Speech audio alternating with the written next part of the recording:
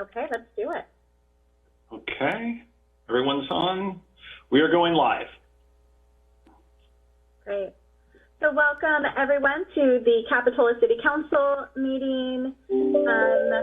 I'm going to go ahead and begin with the Pledge of Allegiance. Please join me. I pledge allegiance to the flag of the United States of America and to the republic for which it stands, one nation, under God, indivisible, with liberty and justice for all.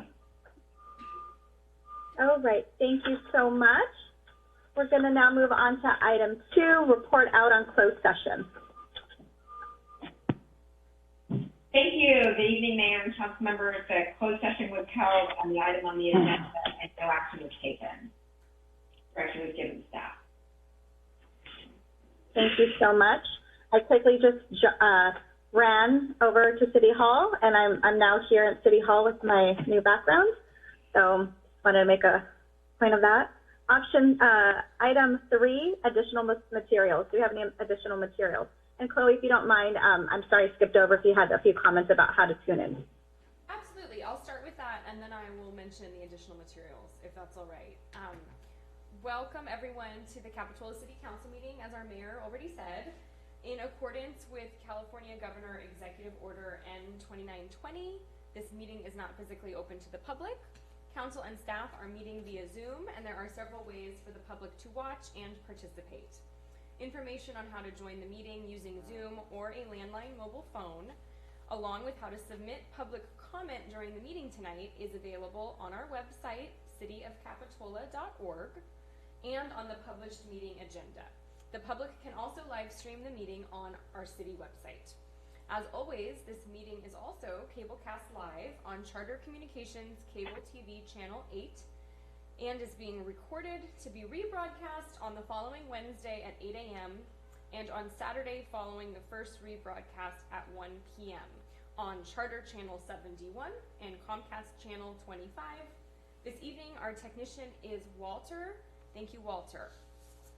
So, that being said, for additional materials, there were several, I'm counting them in my head right now. We had one additional material for item 8F that was sent out today. There were 6 regarding item 8A, the Depot Hill Stairs project, and 1 received about item 8B, the BIA sign item. Thank you. Great, thank you. All right, item 4, any additions and deletions to the agenda? No changes. Okay, thank you. Moving on to item 5, public comment. Do we have any public comments for items not on this evening's agenda? Mayor Brooks, I have one person in the audience with a public comment or asking to talk. It's James Weller. Thank you, Mr. Weller. You have 3 minutes. Starting now. Starting now, please. All right. Well, council members, you don't know me because I haven't been active in Capitola politics, but I've lived here on 46th Avenue for 6 years and in the nearby area for 35 years. My kids attended Capitola and Soquel schools. My professional office was on 41st Avenue for many years. Thank you for letting me speak about a matter of importance to everyone living in Santa Cruz County. I'm here to implore you to publicly support the long-range infrastructure plans developed by the County Regional Transportation Commission to eventually build and operate an electric passenger rail transit system in our publicly owned railroad corridor. Thank you for approving the parking lot walkway and rail trail segment at Monterey Avenue during the last meeting.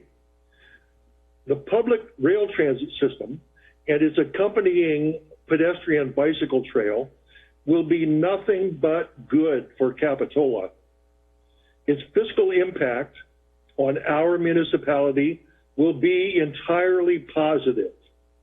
Its general economic impact will be entirely positive. It will enhance local commerce and local tax revenues. It will reduce greenhouse gas emissions. It will reduce neighborhood street traffic. It will reduce parking demands.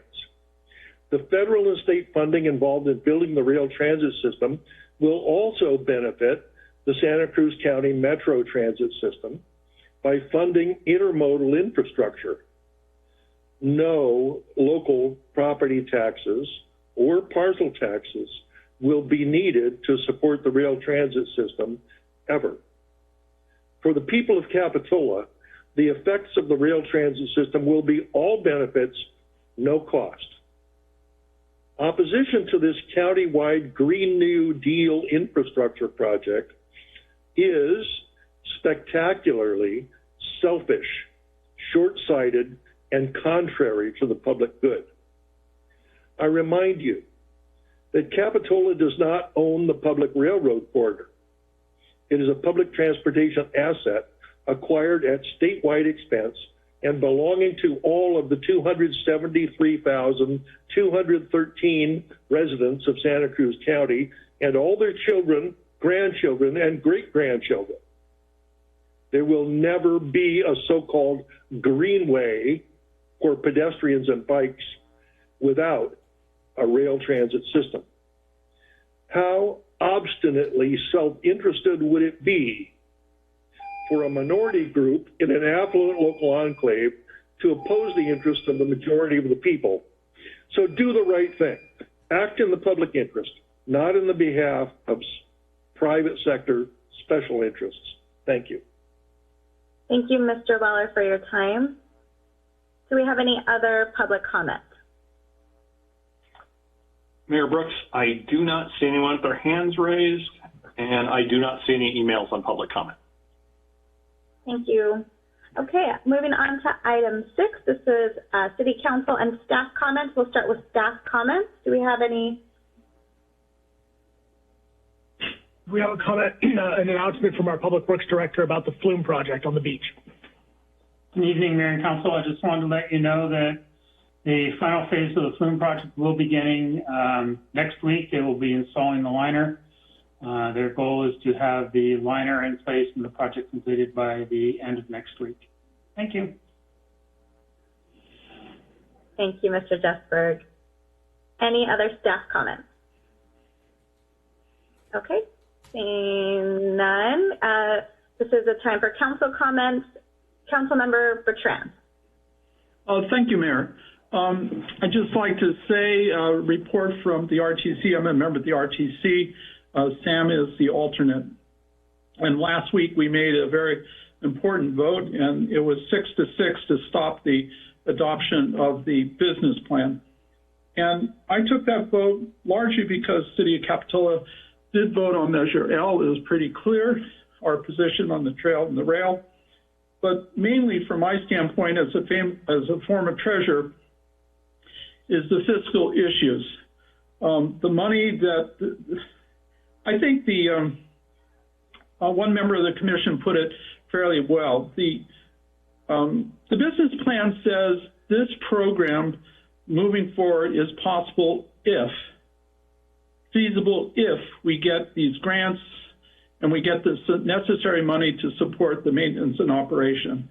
And the reality is this program moving forward is only feasible if we get these grants and the willingness of the public in this county to support all the extra costs that are going to be entailed. So these issues are very uncertain, especially when you consider ours is a very small area of California. And when you consider that, and also when you consider the density of this particular area in terms of the wealth density, when you compare us to Sonoma and Marin going on the SMART Railroad. So we had a very interesting comment from an individual who's lived in this county, in Capitola for a long time, who actually worked on the building of SMART and wrote the initial ballot measure. And he's a lawyer. And he said, this county is not at all the place for a railroad. There's just not the cost, the density, we cannot bear that cost. We just do not have the density for that. So we're on pause right now, to be actual. We don't know exactly where we're going to be going, but there's going to be a lot of discussion about how we pay for this, what's the willingness of the citizens of this county to take on a new tax. Unfortunately, it's a large burden when you consider all the other opportunity costs that we're not going to be able to pay for if we go in this direction. So it's going to get a lot more discussion. To many people, this is a pause. It may not be the death, but it is a pause, because when you consider the cost of moving forward on anything, you have to be able to make sure that the public can pay for it. And in this case, $1.3 billion? Think about it. Thank you.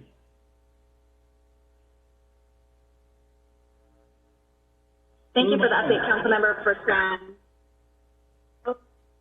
Councilmember Peterson. Thank you. I just wanted to take a moment to congratulate the BIA and some of our village businesses that put together our Easter egg hunt this year. It had paper laminated Easter eggs that were in different stores throughout the village. My mother and I took my 6-year-old niece, and she really had a blast looking for all of the eggs. She got a little frustrated with us because sometimes we'd find them first and be like, oh, I think they're over here somewhere. And she was making it clear that she didn't want any help. But it was a really good time. And I just want to congratulate the BIA and our businesses for finding ways to continue traditions like an Easter egg hunt in a different way during times when we couldn't do what we normally would have done. Great success. Thank you. I, too, had a blast with it. Thanks for bringing that up. Any other council comments? Okay, I just wanted to share, too, that our Chamber of Commerce is hosting a ribbon cutting. This is going to be the first, I think, I don't want to say post-COVID, so I don't know the exact term, but there's a ribbon cutting at the new cheese shop in Capitola on Saturday. And then in addition, next Monday, April 12th, I'll be holding a mayor's town hall with our newly elected county supervisor in District 2, Manu Koenig. So that's next next Monday, the 12th. Okay, any other council comments? Oh, Councilmember Bertrand, did you have something else to share? Yeah, having been a business person, I totally understand what the new cheese shop is going through. I heard the buzz about the lady that's running it, and I had to go in and talk with her. Just absolutely great cheese shop. It's a wonderful start. I support new businesses, and this is a little eclectic. If you're into cheeses, which I am, you'll enjoy this cheese shop, I have to admit. So when are you doing the ribbon cutting, Yvette? It's Saturday. What time? Probably. I didn't want to put you on the spot, but you did though. You did. Now I'm going to I didn't mean to do that. Saturday at 11. Saturday the 10th at 11. Well, if anyone goes, I'm sure just meeting the owner in such a wonderful time as a ribbon cutting, I'm sure she'll love it. Showing up. Thank you, Council Member. Okay, moving right along, item 7 for consent. There will be no separate discussion on these items prior to the time the council votes on the action unless members of the city council request specific items to be discussed for separate review. Do we have a motion for item 7 for our consent calendar? Motion to accept. Okay, do we have a second? Second. So we have a first from Councilmember Bertrand and a second from Vice Mayor Story. May I have a roll call, please? Yes. Councilmember Bertrand. I agree. Councilmember Kaiser. Aye. Councilmember Peterson. Aye. Vice Mayor Story. Aye. Mayor Brooks. Aye. Thank you. Thank you. So now moving on to item 8. This is 8A. Consider approval of the proposed Depot Hill Stairs public art project. And I'm not sure whose item this is. Is this yours, Larry? Yes, Mayor Brooks, I will be starting this. I got to share the screen. Also on the call is Michael Kirby, the artist. So let me share my screen if I can. Sorry, it's always difficult with the broadcast to do them both. So, okay, screen 2. Oh, sorry, screen 1. Okay, here we go.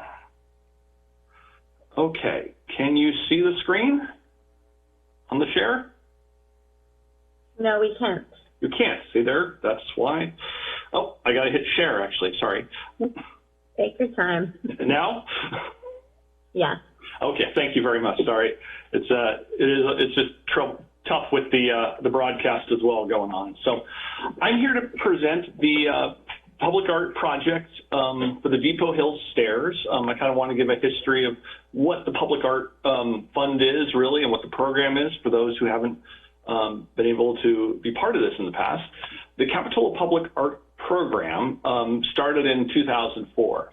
The Capitola Art Program is funded by commercial projects valued over $250,000, which means, and that's any building valuation over $250,000. The developer has the option to either pay for public art on the site at 2% of the value of the project, or contribute 1% of the value of the project to the public art fund. Since I believe we've been doing this, I don't believe anyone's actually gone for the option 1. Everyone's contributed to the public art fund. So currently that public art fund balance is $175,000. We budgeted about $25,000 this year for that. Currently we helped use it to purchase some of the winning artwork as part of the art contest. So that is part of the city's permanent collection. And just to remind, the public art funds are restricted in use. They can only be used for approved public art projects. The Art and Culture Commission, one of its functions is to recommend public art projects to the City Council. I wanted to, kind of remind the Council of some of the more recent public art projects. The sea lions at the Esplanade Park, the climbing structures, they're getting used again. They're getting nice and shiny from the kids sliding up and down them again, which is great. The railing on the now redone Capitola Avenue walkway, it looks great now. It was up beforehand, and they did a great job of making sure that it worked just as well with the new sidewalk. And another thing was we don't see it quite as much because it's not down in the village, but the mural at the McGregor Park skate park. Honestly, one thing I do want to report, we haven't, as far as I know, I could be wrong, but I have not received any instances of anybody tagging this since it went up, which I think is fantastic because it's absolutely incredible, and it really just brightens up that whole area. The Depot Hill Stairs public art project, this has actually been something that has been discussed for a number of years by the commission. They have traditionally done an annual retreat, and this is something that's always been there. Honestly, it's been a pretty overwhelming project, so it kind of gets put off because it's not sure how to do it. But this year, the commission decided to form a subcommittee to review the project, and the commission issued a call to artists in June of 2020. The estimated budget for this project is $10,000, and that is from the Public Art Fund. That was based on the amount of work, the amount of mural that has to be painted, and historically what we've done. 13 submissions were received for this project. Of that 13, the subcommittee recommended 3 artists to submit more detailed proposals. The original submissions are really kind of a high level of what the artist thinks is going to happen at the project, as well as a history of what they've done in the past, resumes and that sort of thing. At the November meeting, the commission recommended the proposal by Michael Kirby, the artist, to be considered by the City Council. Mr. Kirby has worked with the commission on updates to the proposed mural. originally this project, we were planning on bringing this to the council earlier, but with the shelter-in-place order and everything regarding COVID, it was decided that this would wait until after we're kind of further on, because it is out in the public, and we want to make sure we follow all the rules. A little history on Mr. Kirby. He actually has over 20 years experience in public art murals, both in the United States and other countries. Very, very significant resume. I'm going to show a couple examples of some of his past work, both with the original drawing and the final artwork. So, I mean, it's pretty amazing when things go from the paper to the building, and how similar, but also how very different they can be. Here's another example of the original artwork and the mural on the side of the wall, for example. This project by Mr. Kirby is an ocean-themed project. It has an image of a whale at the bottom of the mural leading up to a sunset toward the top. The idea, I believe, in the proposed colors, that they're reflective of the Capitola village, including the Venetians. Some commissioners did feel the color scheme should reflect more of a blue of the Pacific Ocean, but there was no recommendation from the commission on that. But in discussions with the artist, he is seems absolutely willing to collaborate and modify it as needed. One thing that kind of it's tough to visualize this three-dimensional image. The stairs are sloped, but the mural is on vertical spaces. One thing that's important to look at is people walk up the stairs, they only actually see a portion of the mural at a time. You're kind of looking straight ahead or a little bit up. You're not looking all the way up at a time. So you kind of get pieces of the mural as you go up. It really is only visible as an entire mural, and Mr. Kirby can help me out on this, is from a distance. And the other thing I want to make sure is that this does not affect the top of the stairs. The top of the stairs are still in compliance, going to be in compliance with the needs as far as having a distinguishing color to make sure people know the edge of the stairs. It is not viewable as people walk down the stairs. This is the proposal. As we mentioned before, there's the whale at the bottom, and that's, I believe you said that's about 20 feet, and it kind of goes up toward a sunset with clouds. This is another image kind of showing the stairs, because you do see that. As you get closer, you kind of do see the stairs, but as you move up, you kind of see the flat piece. And the person in the photo kind of gives you kind of a scale of what we're talking about there. The project is budgeted at $10,000 from the Public Art Fund, as I mentioned. If approved, Mr. Kirby would like to start the project as soon as possible, probably in May. And at this time, the recommended action is to improve the installation of the ocean-themed mural for the Depot Hill Stairs as recommended by the Art and Cultural Commission. And as of that, I am here to answer any questions, and I believe Mr. Kirby is also on the line to answer any questions. Thank you so much. Questions? Councilmember Peterson. Thank you. I know that one of the slides mentioned that the artist was willing to work on the color palette a little bit, and that there were some public comments we received about concerns over the purple and maybe going more blue. So if there are changes to that color palette, would those go to the Art and Cultural Commission for a final approval, or would it just be kind of an understanding, okay, it'll change, and then the work begins? I don't think the color palette was requested to come back. I think the images changing would, but I think Mr. Kirby could kind of, he would kind of work with staff to make sure that it's nothing outrageous for sure.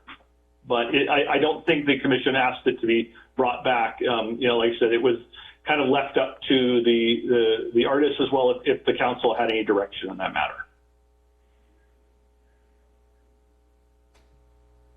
Okay, thank you. Councilmember Bertrand? Yeah, thank you, Mr. Kirby, for your design. It's absolutely beautiful. I'm so happy that you were awarded this project. So I was reading something about your description in terms of the actual painting, and you talked about the pigments that are being chosen, the silicon paint projects. Other artists obviously going out to the 1800s, and Germany and Switzerland have survived. I was wondering if you could comment on that in a environment that's largely affected by the sea, you know, salt in the air and stuff like that. And then I have one other question after that. Larry, do you want me to answer that? Yes, please. That would be great. Thank you. So with paints, you have different types of binders. So you have latex paint, which is basically a plastic binder. And the problem with latex paints is no matter whether it's sun or wind or UV rays, it's going to deteriorate over time. With the paints that I'm proposing, it's called KEIMS, it's K-E-I-M-S, and the binder is basically glass. And so the idea is, and the other version of it is when you buy sort of like Sherwin-Williams, Home Depot paint, you're buying chemical pigments. Chemical pigments are colors that are made using different cadmiums and different metals to create colors. But then you have another version which is called natural pigments. These basically are things you dig directly right out of the ground. The difference is that mostly reds, your primary colors. The chemical pigments are much brighter. But if you're doing the outside and they're in the UV ray, in the sun, the reds will start fading first, then the blues, then the yellows. If you're using natural pigments, the sun never bothers them. So for the Capitola area, it's going to be facing west. You're going to have direct sunlight most of the time, so that's why I'm proposing these paints that were made in Germany. I've been using them for almost 30 years now. I ship them in from Germany to the United States, and you know they've been there ever since I first used them, and they look brand new.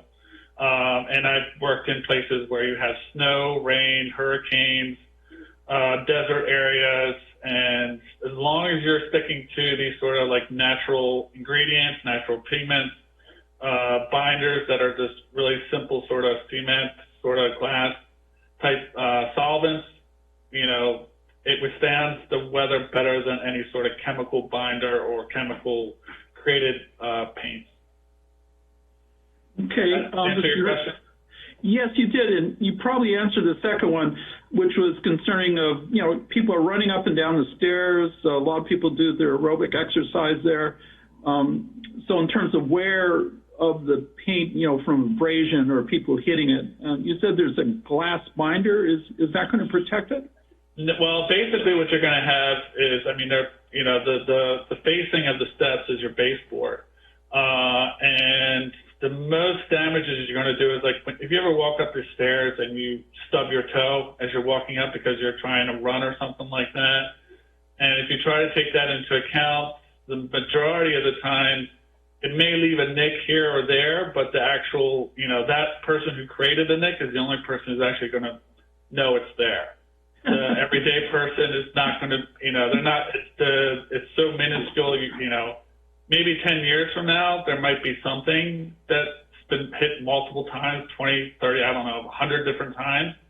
But that's the only thing I can propose. There are other coatings you can put on there. I don't recommend them because those coatings either tint the mural over time because they'll yellow. Normally they're like a wax-based material, and so we call them sacrificial coatings. So usually you come back and you blast it with hot water. But in either case, they yellow over time.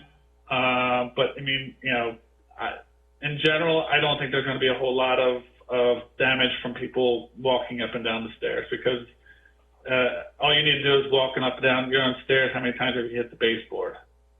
Okay, thank you very much. I'll look forward to the project's completion. Thank you. Any other questions from council? Okay, Mr. Kirby, I do, or maybe actually this question is for Larry. On packet page 64 of the actual proposal, under painting, it says KIMS does supply a anti-graffiti solution that can be applied to the mural at the committee's request. Did the committee actually agree to putting this on? I don't know if they agreed to put it on. I think they were relying on Mr. Kirby's expertise in this matter. And Mr. Kirby, did I hear you say that you don't think that's a good idea? No, like I said, over years it starts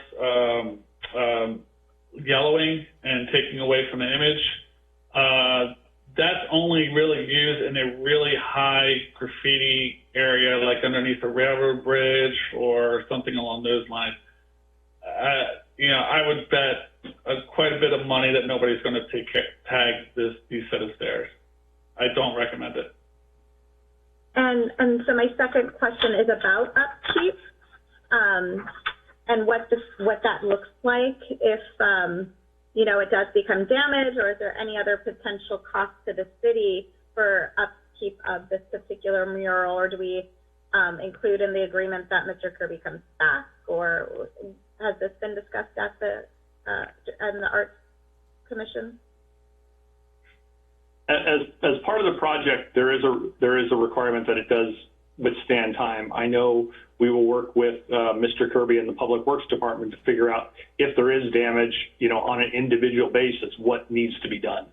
I don't think there's an overall, this is what's going to happen, because I think if there is damage, it's going to be very specific to an area. So I think it would be working in conjunction with Mr. Kirby on the whatever remediation needs to be done.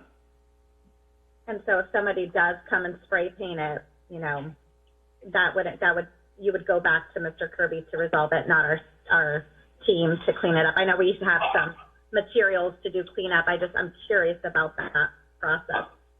I think we do mostly clean up on spaces, blank spaces, things like that. I don't think if it was on an art piece of artwork, our group would not, our team would not work on it unless it was in conjunction with Mr. Kirby. And so my last question is, if we did go to the more blues, I have a 6-year-old, so I know about my primary colors.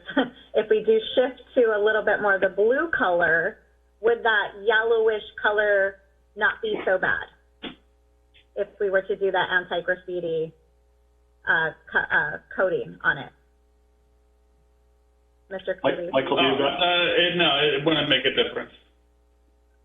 Okay, so if we went to blue, the yellow would still be substantial enough that it would mess it up. Okay, thank you very much. Any other questions?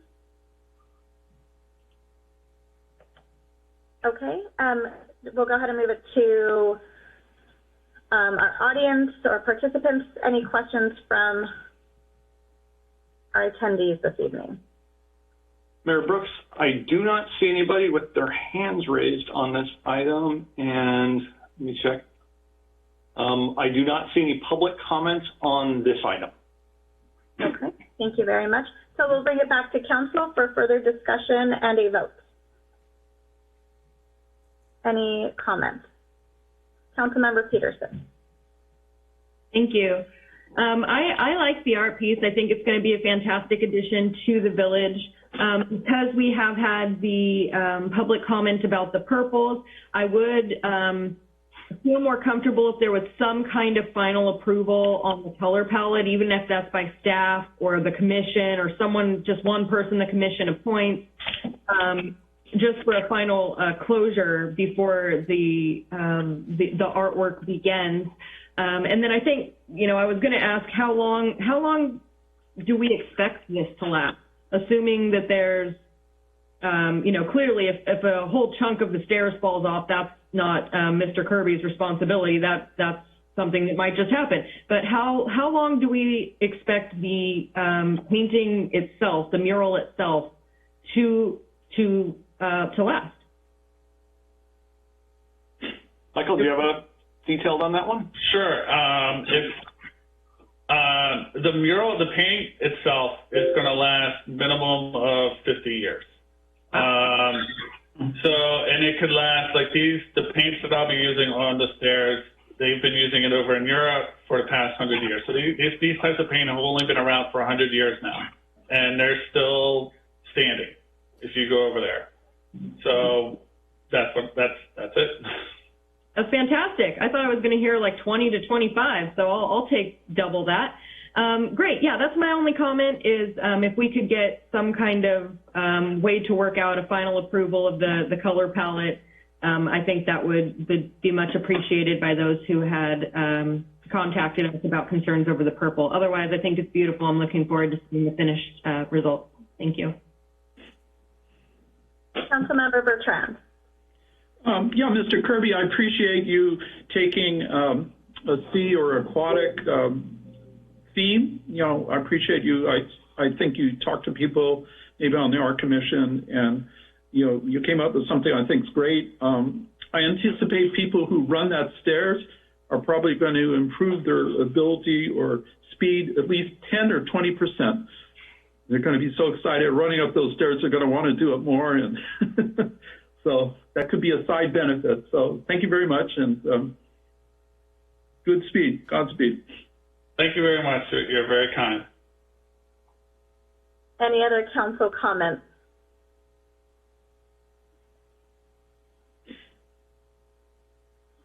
Seeing none, shall we entertain a motion from council? Well, I move approval. I'll second that. Okay, I have a first and a second. I think I would just add that it's class, and maybe Ms. Butler can chime in. Do we need the comment from Councilmember Peterson part of the motion regarding the paint palette to be part of the motion? Sorry, I was having some technical difficulties there. Okay. If Councilmember Peterson would like to amend the motion to include that, that would be fine. Sure. Yeah, sure. I don't need to make this complicated. Councilmember Bertrand, you made the motion originally. Would you be willing to accept a friendly amendment to approve staff recommendation with the understanding that a final palette will be approved by either staff or a commission member? Yeah, I have no problem with that, but I always respect the artists and their vision of what's to be. Would that be acceptable to you also? What, just let him choose the color of, you know, as long as it's a blue and not a purple, and then just leave it at that? Well, yeah, see, I'm not an artist, obviously not. And so I don't know what the best choice of colors are. And so I think what you're saying is you want the artist to do it and consult them with someone on the commission or maybe another artist. I'm not too sure. And all I just wanted to put out there was, generally speaking, you know, I've seen a couple of these boats. I like to go with what the artist, I looked at his resume. It's just unbelievable. You know, it's just truly unbelievable the work he's done. And so if you could, I'll take your amendment, but if you could make an amendment that mentions, you know, respect for the artists and their particular judgment on what will work. Oh, of course. I don't have any disrespect for the artist. Mr. Kirby's work is beautiful, and I'm really looking forward to seeing it in our community. My concern is more over respecting the requests of our constituents and our neighbors who are interested in seeing just a different color, that's all. So I don't have any issue with the rest of it. I'm certainly not going to say which is the best color. I think the overall request from constituents was just that there was concern over the purple in the water rather than a blue or a green. So, I mean, if you want, I'd be happy to recommend, you know, an amendment that just says I accept staff's recommendation with the condition that the purple water is replaced with water that's more green or blue. Would that work? I guess so. Mr. Kirby, how do you feel from an artist standpoint? I understand what Kristen is saying. You know, we are going to have something that could last 50 years, and I think her sentiment is absolutely correct. This is going to be with this. But from your standpoint, you know, working with the people who live in Capitola, how do you feel with some of our input from the citizens on the color scheme? I'm fine with turning the purple area of the water into a blue and So however the city council or the commission wishes to proceed with that part of it, I'm happy to oblige and work with them and make it the color that's appropriate that they see. I totally accept Mrs. Peterson's suggestion as an alternate or an addition to this motion. Lovely. We have a first and a second with a friendly amendment. Thank you. Any other comments before we go to roll call? Okay. Well, may I have a roll call vote, please? Absolutely. Councilmember Bertrand. I approve. Councilmember Kaiser. Aye. Councilmember Peterson. Aye. Vice Mayor Story. Aye. Mayor Brooks. Aye. I also want to say thank you to Vice Mayor Story for his time on this. I know you've seen this come to fruition, so thank you for helping bring this forward today. And thank you, Mr. Kirby, for being here this evening. Thank you for having me.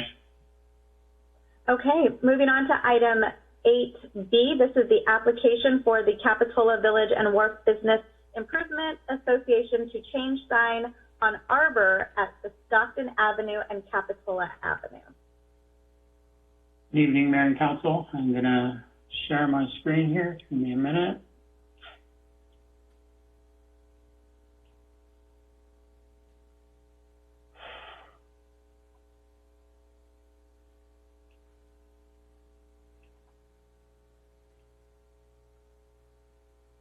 My buttons go.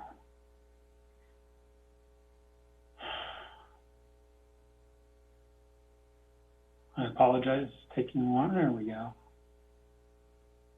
Oh. Huh. I apologize. I'm going to just go with this view.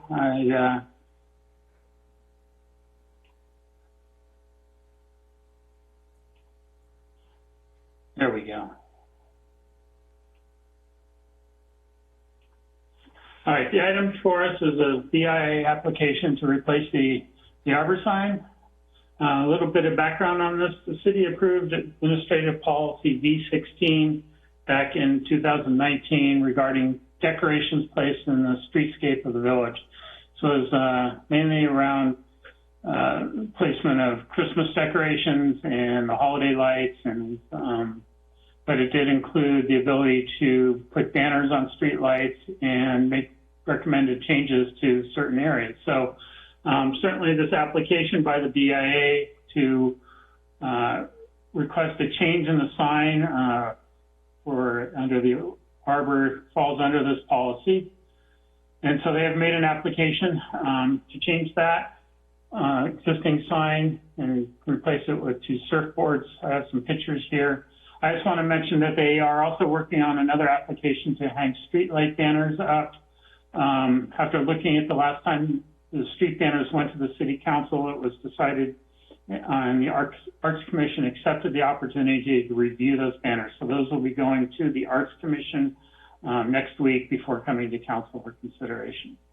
So getting back to the surfboard, just so we're all sure of the Arbor we're talking about, it's this Arbor in front of the Quality Market, right at the intersection of Stockton Avenue and Capitola Avenue.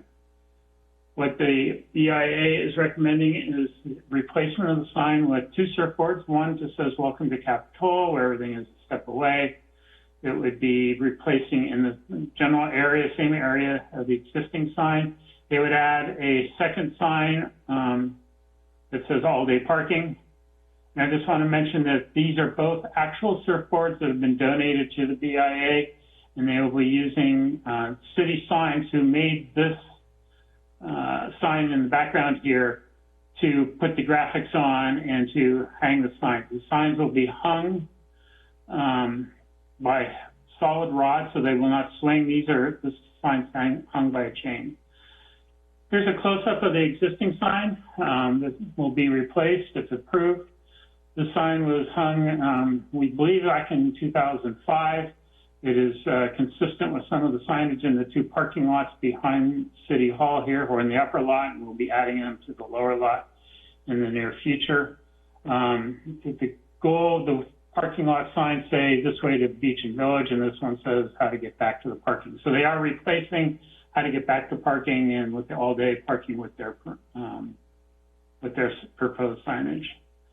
So I think I mentioned all this. The actual surfboards have been donated. 10 feet long is the short one, 3 feet for the short one, 10 foot for the long one. City signs will be making and hanging it. The surfboards are solid rods. And the wording and fonts and design have been voted on and recommended by the BIA board. So the item for you tonight is to consider the proposed application from the BIA and either approve or deny the request to replace existing signage with signage utilizing 2 surfboards. And with that, I'd be happy to answer any questions. Okay, Vice Mayor Story. Thank you, Mayor Brooks. Thanks, Steve. Just in reading the staff report and listening to it, I guess the one question that stood out for me is why they're asking to replace these signs. Is it just a general refresh, or is there a greater strategy or plan or goal in mind? I was just unclear. My understanding is, and I know we have Dee Dee Wilson, who is a BIA representative, who's a participant here, and maybe we can get her to help me here, but I think they're just trying to refresh. They have a village improvement subcommittee on the BIA. Hi, you can hear me or not. Go ahead, Dee Dee. I can't. Oh, thank you. I Councilman just wanted to share one of the main reasons why they did the suggested refresh was through Karin Hannan came up with an idea of how fun it would look with a refreshed look with a brand new real surfboards hanging up there versus the current sign. It hides away. You can't see it a block away from it because it fades right into it with the arbor and the foliage. Even if you were to trim back the foliage and arbor, you still can't read it or define where is long-term parking. And Karin and I are just in sync, and all the other business owners, that we would love a dominant sign. That's why we love the blue one that says all day parking, and it's pointing to the left with the board and everything. And it just gives it a fresh, new look for us that we're trying to brighten up and just revamp the downtown area. And this was just a suggested idea that we thought, oh, how great this would be. But again, it's always up to your opinions of what you feel as well, what's best for the community and services. But this is something we would like to do, which would be fun and exciting to have that 10-foot whiteboard up there saying, welcome to Capitola, where everything is just a step away. And then the other one really defining which way parking is, because the other one, it's too hidden. They're confused. They don't even read it, to be honest. And we wanted one that they could also sit there, families, and take pictures in front of it, which we think is always nice for Instagram. That will help bring free social media images to us, just like those stairs. That was a beautiful mural. If they get, they're going to do that. They're going to take pictures like crazy and tag it to Capitola Village. So this kind of works hand in hand in my eyes. I didn't know the other was going on, but I'm excited. But it's just an idea, and we would love it if it would be considered. But again, it's up to you as well. That's it. I'll be quiet. Thank you, Ms. Wilson. Vice Mayor Story, does that answer your question? It did. Thank you. Okay, thank great. you. Councilmember Kaiser. Thank you. Thanks, Steve and Dee Dee. I think Dee Dee answered my question. I guess it's more of, is that surfboard actually going to sort of sit in front of the foliage so it is more visible? Obviously, it looked like that in the picture. I just didn't know if it was there to cover the existing sign, for example, or if that's actually how it's going to be hung by the rods. So my understanding is it's going to be in essentially the same location as the existing one. So it'll be hanging down from it. But we will trim back the foliage, and I think by being bright white, it will make it much more visible. Okay. And so that font has already been sort of approved and decided on, like just that general, what am I trying to say? Not picture, but yeah. I don't know if you can hear me or not. Sorry, I was having audio difficulties. No, but, Okay, perfect. The font was chosen because we're trying to match it up with everything we're doing on social media. So the new website they're designing, that font will match with the board saying welcome. We're trying to resonate that again once, in a few weeks when you see after the Art Commission approves on them, if they do. The banners have the same font as well. So we're trying to stay consistent throughout anything we do and everything we do, from even PDF flyers if we start wine walks again or whatever. Right. But yeah. We're staying consistent. Nice. Thank you. Okay. Any other questions from council?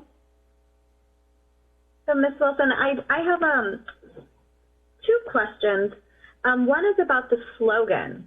And is that a slogan that you are going to be using across all marketing, or is that just something we're going to see specifically on just the surfboard? And Ms. Wilson, you're muted this time.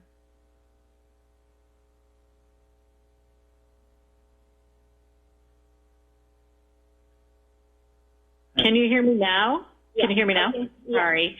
Okay. Yes, those that will be used across everything that we're doing. The fonts that you just asked about, right? Is that what you were saying? Can we cut you off that way? The slogan. Steve, help me. I don't have it. I know. The one that everything is just a step away? Yeah, that. Yes, that will be a tagline that they're looking toward using on the website as well, under, the Capitola and stuff. And I received that tagline from Devin and stuff. But we don't have to have it on there. If you feel it's not appropriate, we could take that off. We just thought it would be nice to mirror what we're starting to do with the website as well, having our tagline, because everything is a step away. If you think about it, you can go, have a nice dinner. You can go to the beach. You can, there's so much you can do. Go to the park, etc.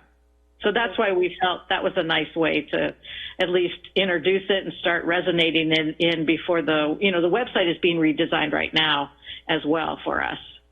Okay. All right. Any other questions from council before we move to the audience or the attendees? I say audience as if they're right in front of us. Attendees in our... Thank you for considering it. Absolutely. Larry? Mayor Brooks, I do not see any attendees with their hands raised on this item, and I don't see any emails on this item either. Okay, well, I'll bring it back to council for further discussion and a vote. Does anyone have any comments? Seeing none, just jumping out. I'd just like to add two comments. I see Vice Mayor. I'll just go for it first. Ms. Wilson, what I'd like to see, or what I would suggest, is asking the company to give you a sample size of the lettering so that you could see whether that size is appropriate on the surfboard. I know that they can do printouts of that so that you could determine whether it's going to be large enough to be seen, because that's a bit of my concern. Now hearing Mr. Jesberg say that it is still going to be tucked back, that we might be in the same scenario of it not being as visible to the pedestrians or the drivers walking by.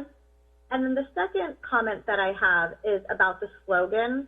I think it's catchy. I like it.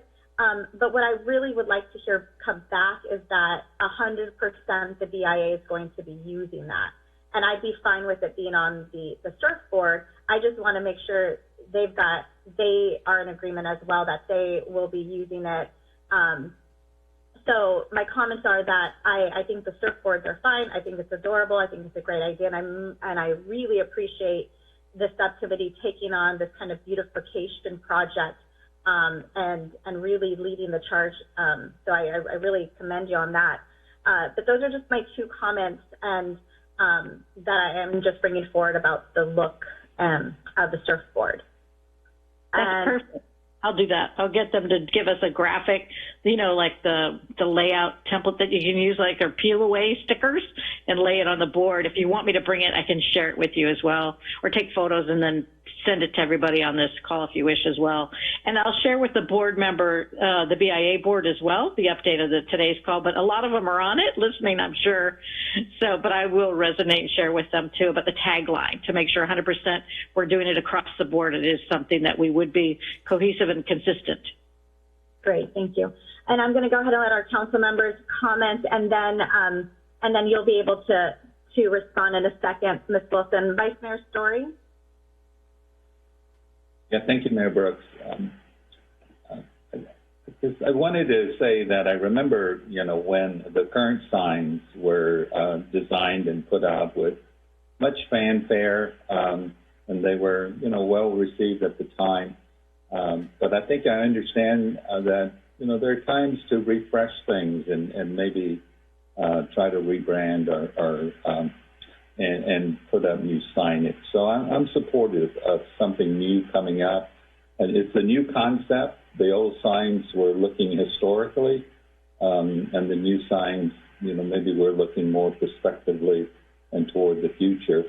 And I appreciate the comments, the critiques that Mayor Brooks had. And I would like to add one, I'm not going to condition my vote. I'm going to support the signs.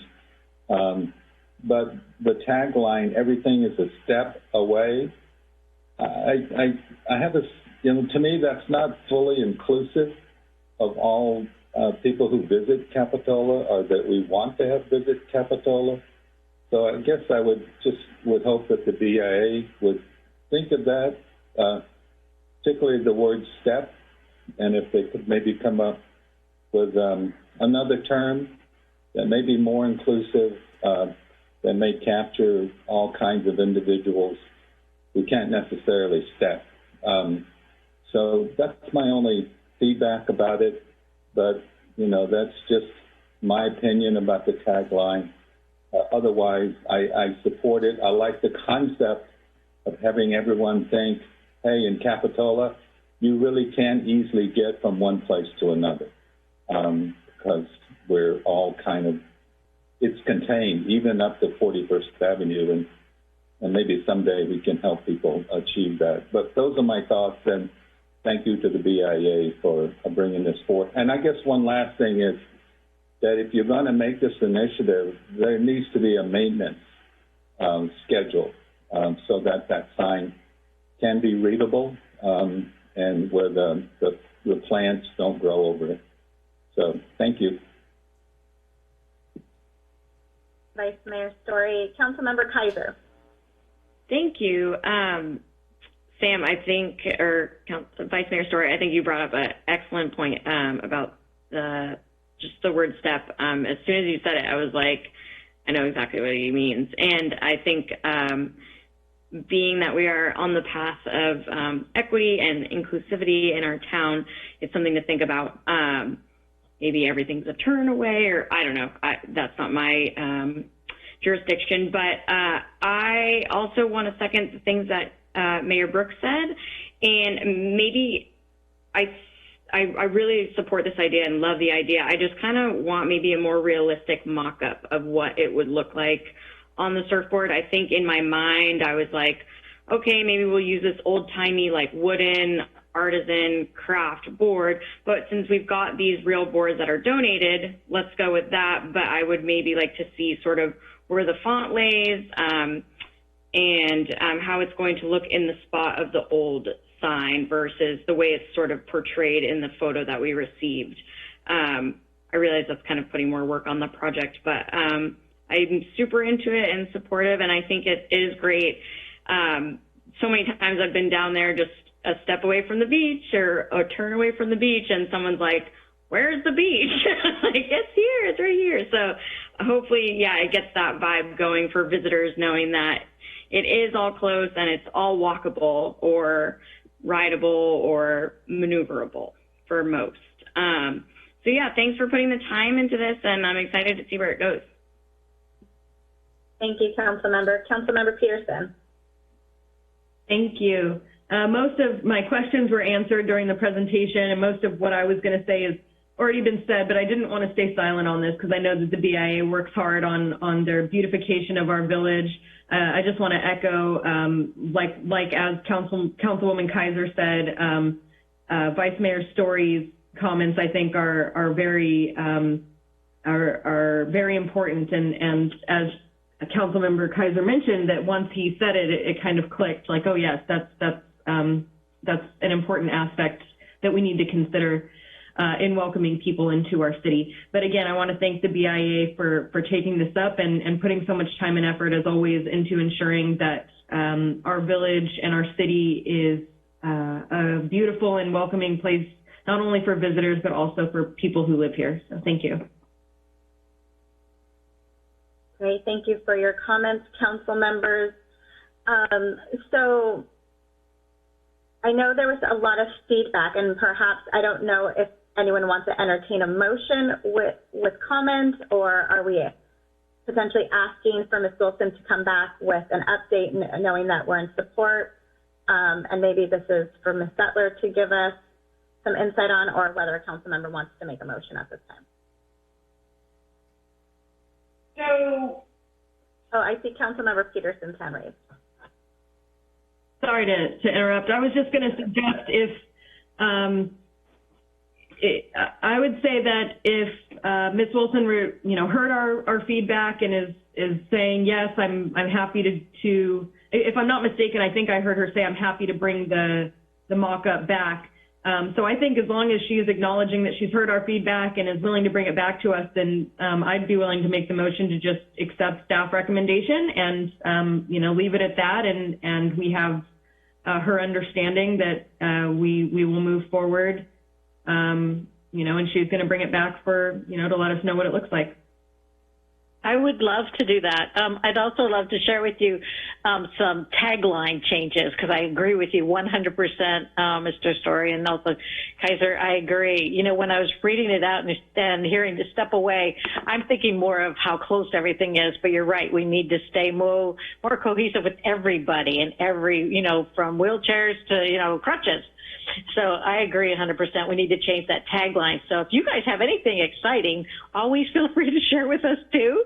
But I'll bring that to the BIA meeting as well, to Anthony and Karen and Rodney and all of them. And then we'll have an open discussion too with them, and then come back to you guys to share what we're thinking, so we're all on the same page.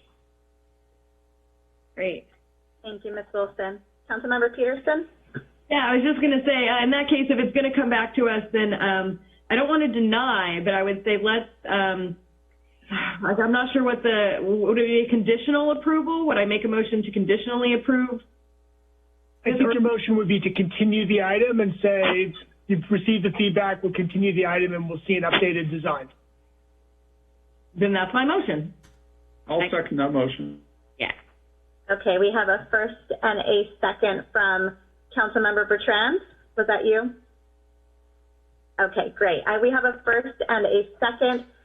Any other comments before we move to roll call?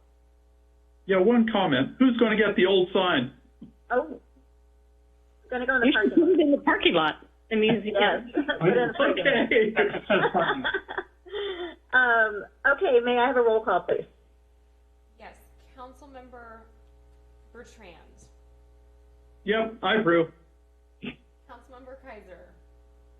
Aye. Councilmember Peterson. Aye. Vice Mayor Story. Aye. Mayor Brooks. Aye. All right. Thank you, Ms. Wilson, for your time. We're going to be moving on to item 8C.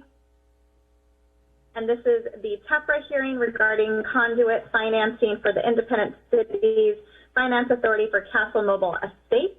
And I will turn this over to staff. Thank you, Mayor. Give me a moment and let me share my screen.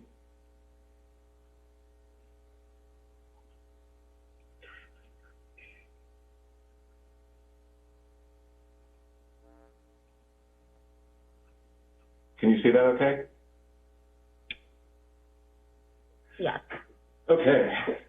So as you just mentioned, this is a TEPRA hearing for the Independent Cities Finance Authority on behalf of Castle Mobile Estates on 38th Avenue.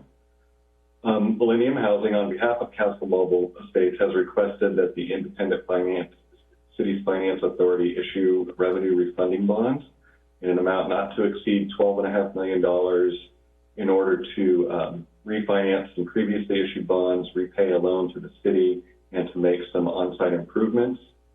The City of Capitola is a member of the Independent Cities Finance Authority, and under the Tax Equity and Fiscal Responsibility Act of 1982, which is where our acronym TEFRA comes from, requires the city to conduct a TEFRA public hearing, receive public comment in order for the bonds to qualify as tax exempt. The Independent Cities Finance Authority was formed, among other things, to assist member agencies with financing improvements, construction, acquisition, creation, rehabilitation, and preservation of affordable housing, including multifamily and mobile home park projects that are of benefit to the community and as well as the member agency. And they previously issued bonds in 2011 with the proceeds of those bonds loaned to Millennium Housing in order to acquire and make improvements to Castle Mobile Estates.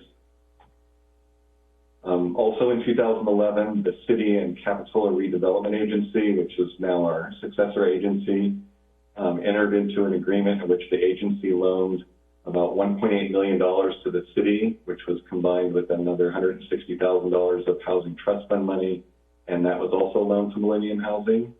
That loan consisted of two components: an acquisition component, which was $1 million for the acquisition, obviously, and then the rehabilitation and rental assistance component, which was a maximum $1 million to be dispersed over 10 years with not to exceed $100,000 in any single year. Millennium Housing now wants to refinance those 2011 bonds, repay the loan to the city, and make some improvements to the Castle Mobile Estates. The loan balances that we update the interest annually. So as of June 30th of last year, the loan balances on the acquisition was a little under $1.3 million. On the rehab and rental assistance, it was a little under $750,000. If the bond issue is approved, when those bonds close, we'll have a closing date, and we'll run interest out to that closing date to get the final numbers. And that will return about a little over $1.8 million to the successor agency and a little over $200,000 to the Housing Trust Fund. And that money is restricted money and can be reprogrammed into our affordable housing programs. Just as information and as a reminder, the issuance of bonds by the Independent Cities Finance Authority does not constitute a debt of the city.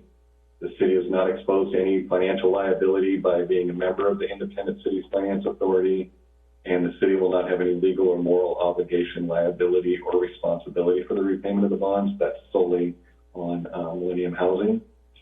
And we have actually Pete Olson, who is Kristen Olson, who is the issuer's bond counsel, as an attendee or a participant on the call, and several members of the finance team as attendees. And before I move on to my recommendation, I'm not sure if Mr. Olson would like to add anything. We didn't really coordinate this, so I might be catching him off guard a little bit. No? Mr. Olson, we can't hear you. Oh, okay. No. Okay, I'll move on. So the recommended action is to conduct the public hearing that we're doing right now under the requirements of Tax Equity and Fiscal Responsibility Act of 1982 and Internal Revenue Code of 1986 in connection with the proposed issuance of one or more series of tax-exempt revenue refunding bonds not to exceed $12.5 million, and adopt the resolution approving the issuance of the bonds by the Independent Cities Finance Authority for the benefit of Millennium Housing, to provide for the refunding of prior bonds, repayment of the city loan, and to make on-site improvements. And with that, we are available for any questions. Thank you, Jim. Mr. Olson, do you want to do a sound check just in case? No, nothing still.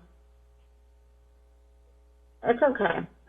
I think you said, I'm sorry, you can't hear me, so I said it's okay. All right, we'll have Jim answer all the questions. Okay, we'll go to council for questions. Councilmember Bertrand. Thank you, Mayor.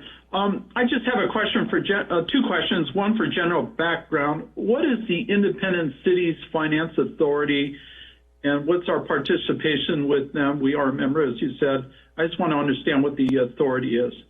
Sure, it's Joint Powers Authority. Oh, did somebody jump on? We might have somebody here from there. Oh, okay. Sorry, is my microphone working now? It is working. Okay. Happy to jump in and answer any questions if you'd like me to, Jim. Yeah, if you want to give a little background on the Independent Cities Finance Authority, that'd be great. Sure, yeah, it's a joint power authority, has around 70 members, which are municipalities around the state, and they issue bonds for projects like low-income housing and similar projects for the member cities.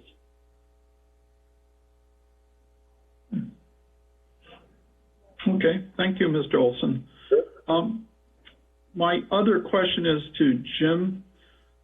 And so there was part of this on page 84 that I wanted some explanation for. So 3 paragraphs up from the bottom on page 84, the sentence starts with, Millennium Housing is also proposing a revised regulatory agreement with the city. So my question refers to that. And then later on in the paragraph, it says, this is governance including the number of units that are restricted to very low, low, and moderate income households, and the duration of that restriction. So if we vote on approving this, which I think is a great idea, I'm glad it came forward, what is our situation when this regulatory agreement comes to the city? Are we going to be part of that approval process? That's my first question related to this. And the second question is, I think we put a lot of money in from various sources into helping council keep this program going to provide very low, low, and moderate income housing. So it bothers me that there may be a restriction on this support from Castle. So if you can answer those two questions, Jim, thank you. The regulatory agreement's kind of out of my wheelhouse, so I'm going to defer that one. Yeah, okay. I'm happy to discuss. My understanding is that no restrictions will be modified, but they would like to kind of streamline the documents and make it into one agreement instead of multiple. But it will have the same restrictions, and in fact, I think the number of years will actually be extended. Okay. So thank you, Mr. Olson. Is someone else? The units will remain affordable for 55 years from the date of the new agreement, rather than 55 years from the date of the prior agreement.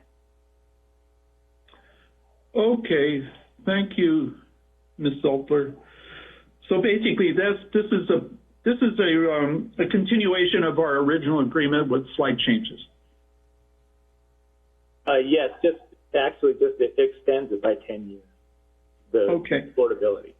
So I'm from San Francisco. We had programs like this, and the units were affordable for extended periods of time with a lot of government support to build the units, and then the agreement would expire. And so that left a lot of people in those units sort of high and dry. They were low, very low, and moderate income units, and then all of a sudden the rents got jacked up. And that's a problem for me, but it sounds like this is the original agreement. Is there any way to change this, or is this the way it has to be? Councilmember Bertram, the regulatory agreement, we're working out the details of any changes to the regulatory agreement. That'll be a separate item on a coming agenda with the council. And I can assure you that staff has the exact same concerns that you voiced and wants to ensure that any changes to the regulatory agreement results in as much, if not more, protections than we have today. Okay, so thank you. This today doesn't have any relation to the regulatory agreement changes. Yeah, no, I know today, but it just came up in the staff discussion, and it was very concerning to me. So I'm happy to hear that staff is concerned as well. Thank you.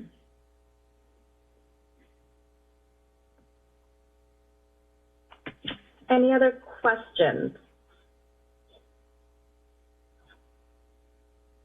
Okay, seeing no further questions, I'll see if there's any attendees who have questions. Mayor Brooks, I do not see any attendees with their hands raised on this item, and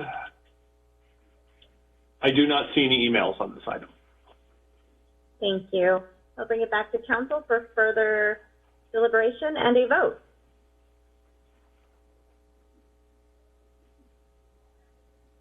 I'd be glad to move acceptance.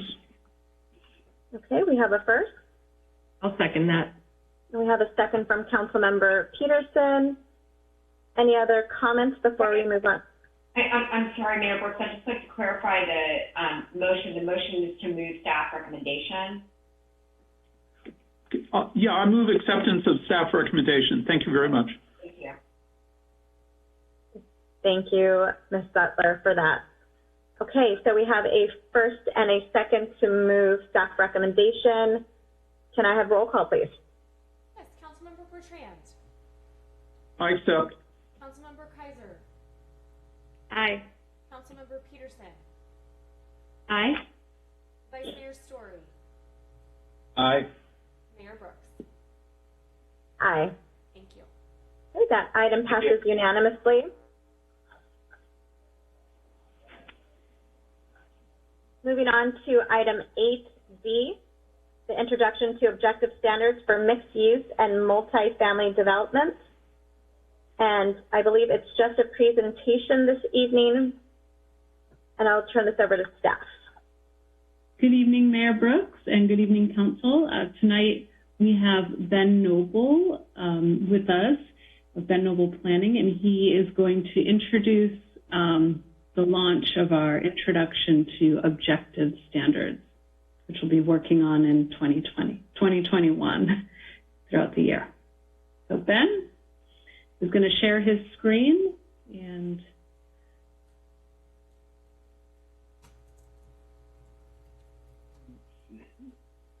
one moment. Let me try that again. And as you're getting ready, Mr. Noble, I'm just going to check in with Councilmember Bertrand. I see your hand raised. Did you, no, okay. Okay, I think I figured that out. So, good evening. My name is Ben Noble, and I am part of the city's consultant team working on the objective standards for multifamily and mixed-use development. Also on the team, we have Terry Bottomley of Bottomley Design and Planning, providing urban design and graphics support for us. So I'm going to give a brief presentation about this project. As Katie mentioned, this is an introduction to the council to share with you what we're going to be working on in the months to come.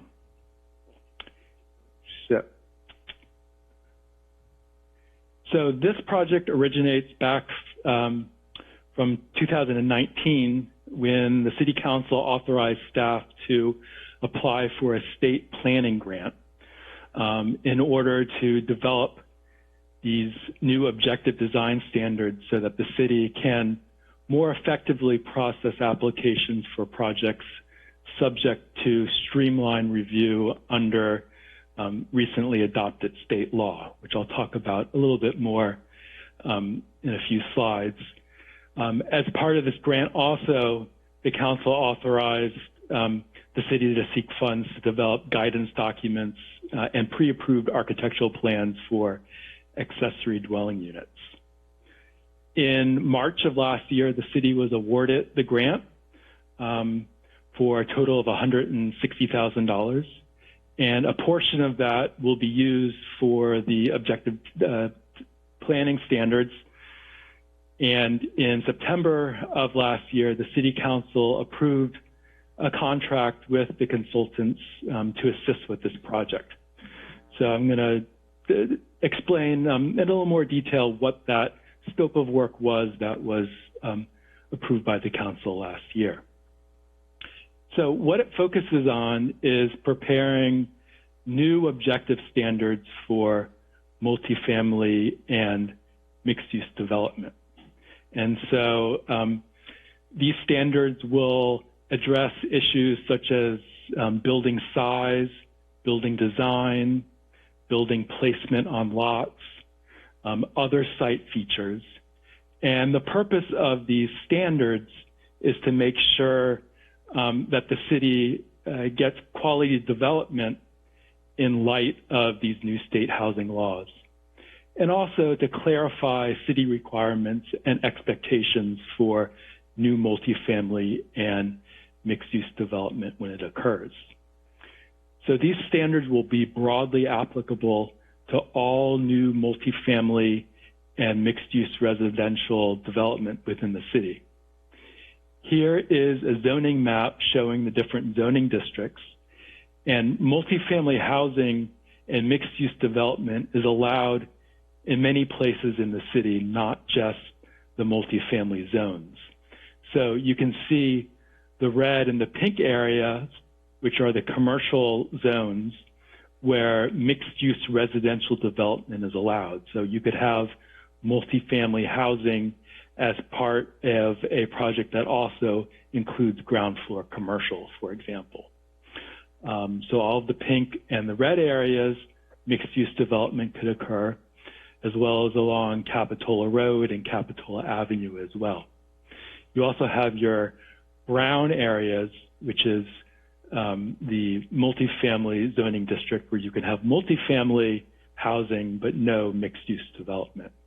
So it's really all areas in the city except for the yellow, which are your single-family zones, and then some of your blue areas, which are your public facilities. And so, as I mentioned, this project is prompted to a large degree by recent state law related to housing.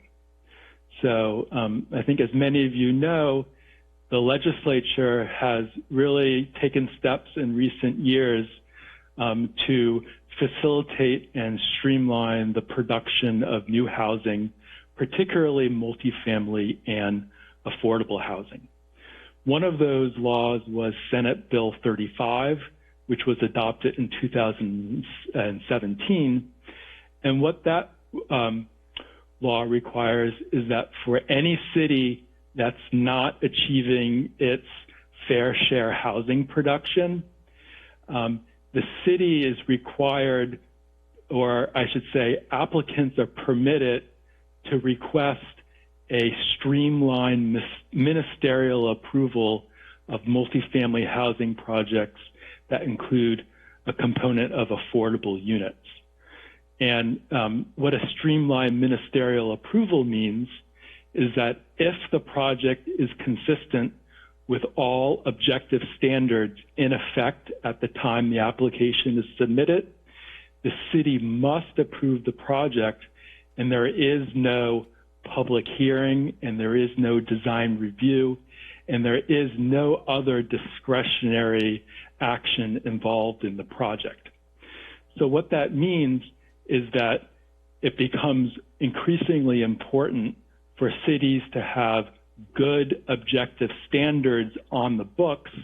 So if a project comes forward through Senate Bill 35, the city is protected and can have confidence that the project approved and built will be consistent with what the community wants to see. The city of Santa Cruz recently saw a application submitted under SB 35. I've been seeing more SB 35 applications throughout the state, including cities that maybe have lower land values than other higher cost cities. So we are seeing an uptick in SB 35 applications across the state right now. Another state law that's relevant to this project is the Housing Accountability Act and SB 330. And what the Housing Accountability Act says is that if a housing project with two or more units is consistent with all objective standards, the city can deny or reduce the density of the project only if the city finds that there will be a substantial adverse public health impact. And so that's a difficult finding to make. So it's another reason why it's important that cities have high quality objective standards on the books. There was also SB 330 passed last year that amended the Housing Accountability Act. And one of the things in SB 330 is a prohibition on cities adopting new subjective requirements. So what the state is doing is it's really requiring cities to rely increasingly on objective standards and to move away from subjective requirements when reviewing and acting on proposed housing project. So the last item of state law worth mentioning is the Regional Housing Needs Allocation, or RHNA. As many of you know, all cities in California are assigned a number of units that they must accommodate within the city over a time frame at different income levels. Capitola has its RHNA from the prior planning period, which was 143 units at different income levels. Capitola has not seen a housing production equal to that RHNA and is expecting to see a RHNA for the next planning period that's 2 to 3 times greater than 143. There's also been changes to state housing element law that limits the ability for cities to reuse previously identified housing sites in their new housing element. So what that means for Capitola is that law, combined with an increased RHNA, it makes it increasingly likely that the city will need to identify new sites for multifamily housing or increase the density on existing sites where housing is currently allowed. That, combined with the various other state laws, such as SB 35, SB 330, and the Housing Accountability Act, further makes it more and more important to have quality objective standards on the books. So I've been using the term objective and subjective standards. Here's some examples to make it a little bit more concrete.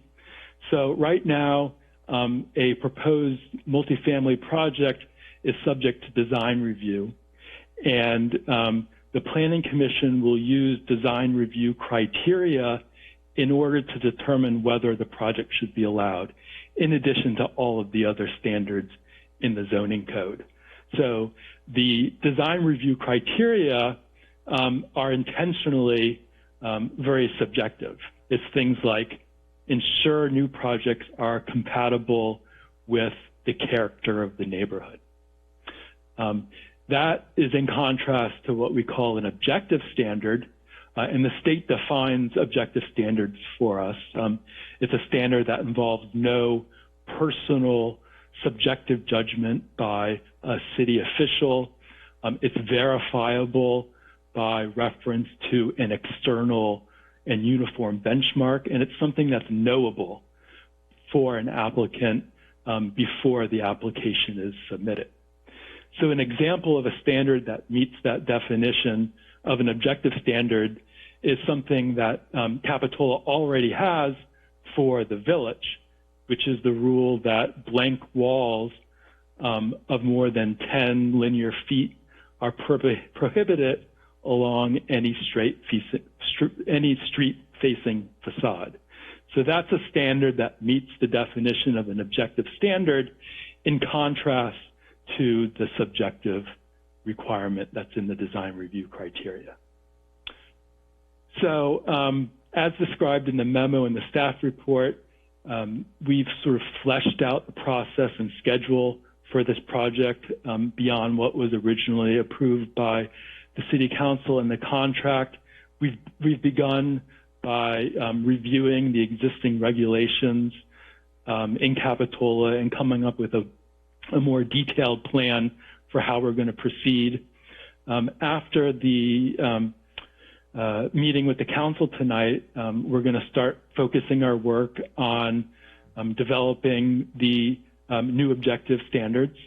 And we expect that we'll have drafts of that ready for public review and discussion beginning in the fall of next year, with adoption planned for the end of this year.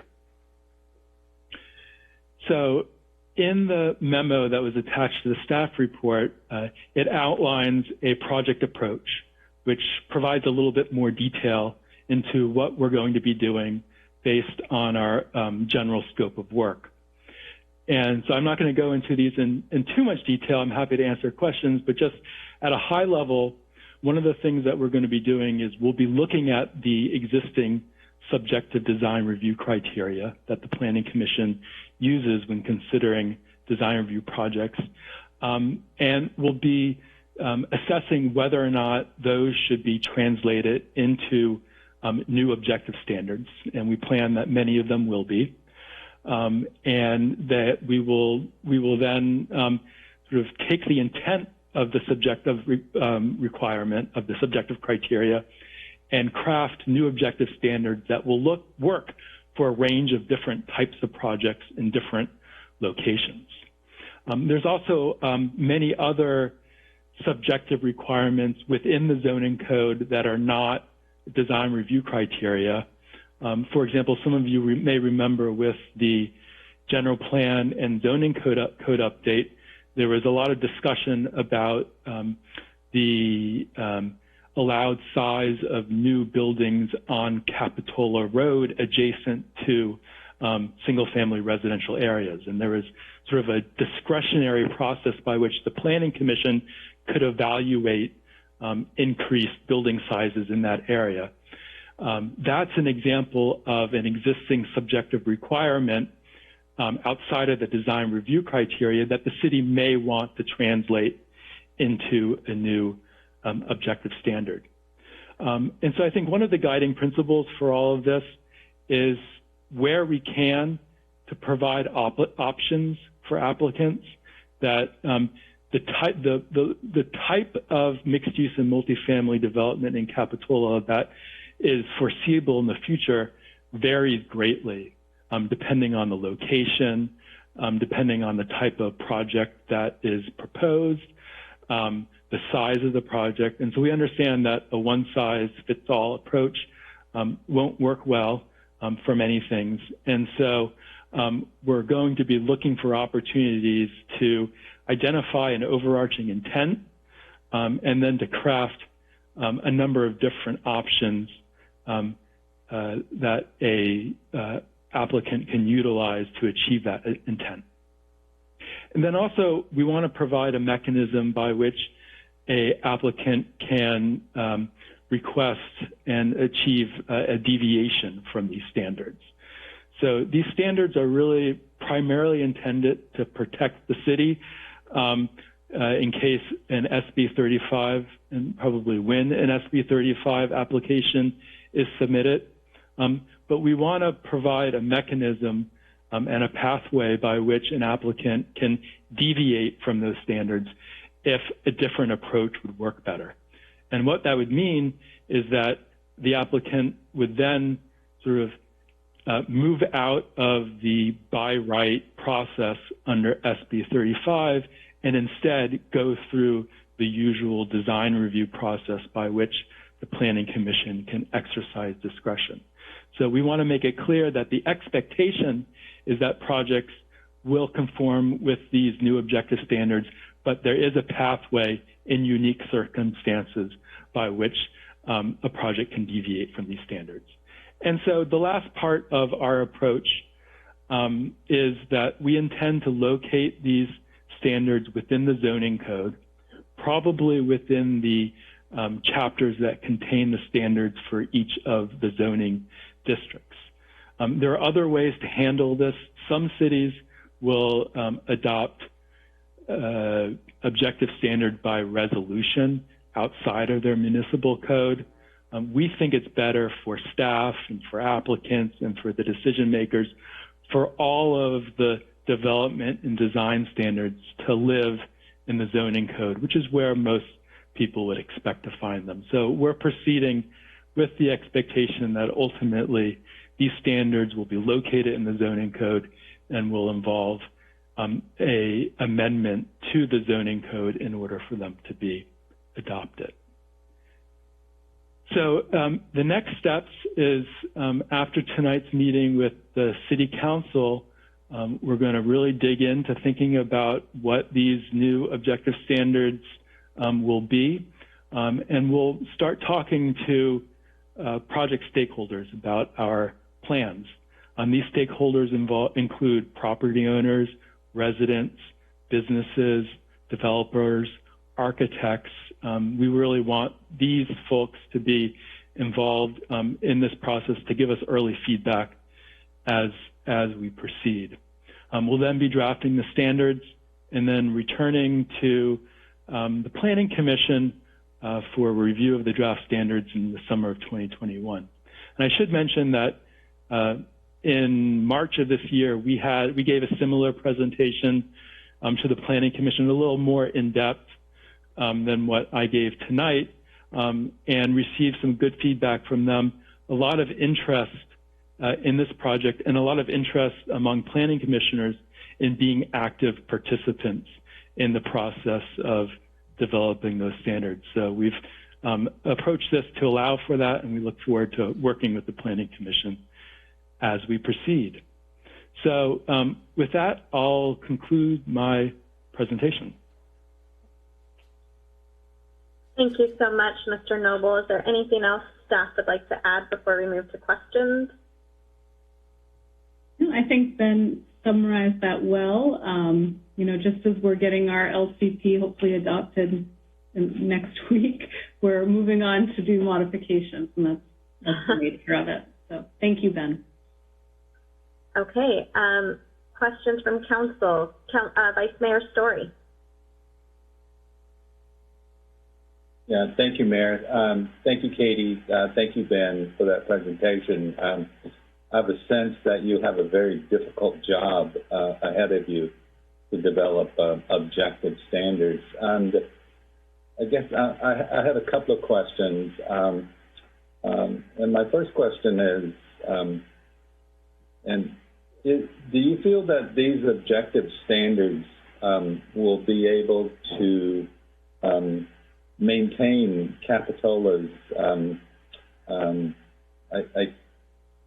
I'll use the word character because it sounds like maybe that's going out of the vernacular here. But, you know, one thing unique about Capitola is its diversity of architectural colors and materials. Can we have objective standards that are going to allow that same level of diversity without becoming just cookie cutter? And my second question that I wanted to is concerning the RENA updates and the increase. And what you referenced is that it sounded like you were saying that we couldn't use our existing opportunity sites to qualify for the new RENA numbers. In other words, these are going to have to be aggregate moving forward. And does that mean that the proposed residential projects as a part of the mall that we had zoned for mixed use will not be able to be counted for the new RENA numbers? And that was my second question. Thank you. I'll take my answers offline. Okay. Katie, would you like me to take an initial stab at the questions, or do you want to? Sure, and then I can speak on behalf of them all. Okay. All right, so I'll start with the first question about not cookie cutter. I think absolutely we understand that that one of the things that makes Capitola so special and so unique is the diversity of architectural styles, the diversity of building forms, the diversity of materials. And so I think that that's sort of very much on our minds as we proceed. And so I think at a minimum, we're going to make sure that we do no harm in terms of mandating something that might appear to be cookie cutter.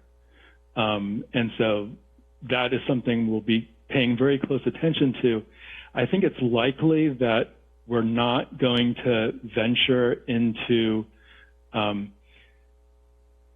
details of exterior materials and colors and architectural style, except maybe when it pertains to historic resources and proximity to historic resources.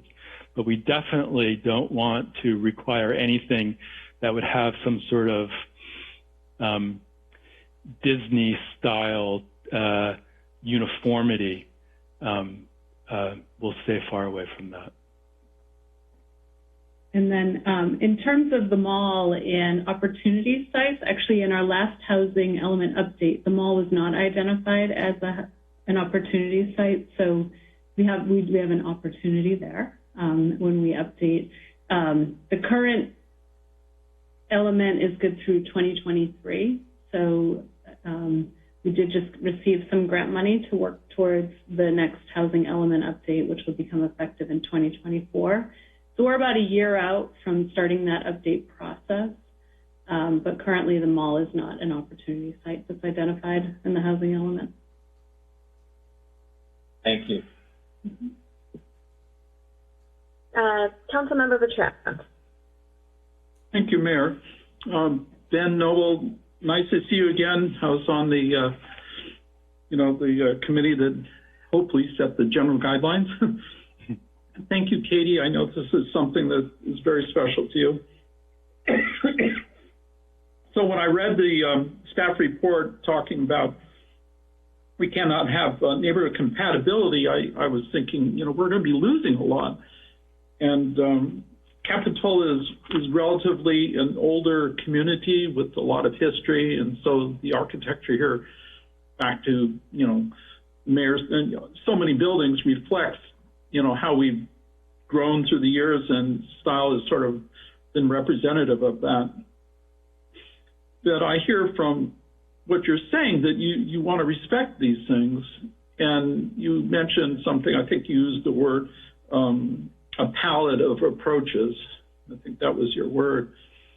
And so I want to get a better understanding of that. I think you're going in the direction that I hope allows for variability. And as Sam mentioned, things that don't look cookie cutter, you use the same phrase. So my question basically is, can we present approaches to design that allow an architect to fit into wherever they are to build in the city something that reflects the character of that area? It's a different palette, maybe per area, a different palette. If you're next to a historic building, if you're next to something that was just built 5 years ago and it's reflective of the current design in that era of 5 years ago, is that an approach you might take, or is that too laborious to try to come up with a variety of designs that would allow for variability depending on where the houses are actually built? Thank you. And so that is very much what we have in mind. And I think that a good way to think about this is that we want to establish what we see as sort of the minimum necessary requirements to ensure quality development. And so one way to think about standards that vary for different settings is to think about, say, lot size. If you have a relatively small lot, infill lot, that's 10,000 square feet that's surrounded by existing single-family homes or small multifamily homes of a certain size, that sort of the basic standards that you want for a quality project that fits into that setting, it's possible to define those without too much difficulty. And those standards would be very different from, say, a large site that's not within an existing neighborhood that could accommodate a much larger building. So I think one of the variables that we may be using is lot size and surrounding conditions as a way to determine what the appropriate standards would be. And one thing that is really important to remember is that for the time being, almost all projects that don't request streamlined review under SB 35 will go through the normal process, where the Planning Commission will conduct design review and will use the subjective criteria to review and approve the projects as they always have. These objective standards are really intended to protect the city in cases where a applicant requests a streamlined ministerial approval under SB 35. So I think that it's important to keep in mind that Capitola is not going to suddenly experience all of this new multifamily housing being requested for approval through a ministerial process. No, that's not what's going to happen. These standards are really intended for these SB 35 projects if and when they are proposed in Capitola. Okay, thank you. I just have one more question, Ben. So you sort of talked about how the law has changed to reflect new requirements.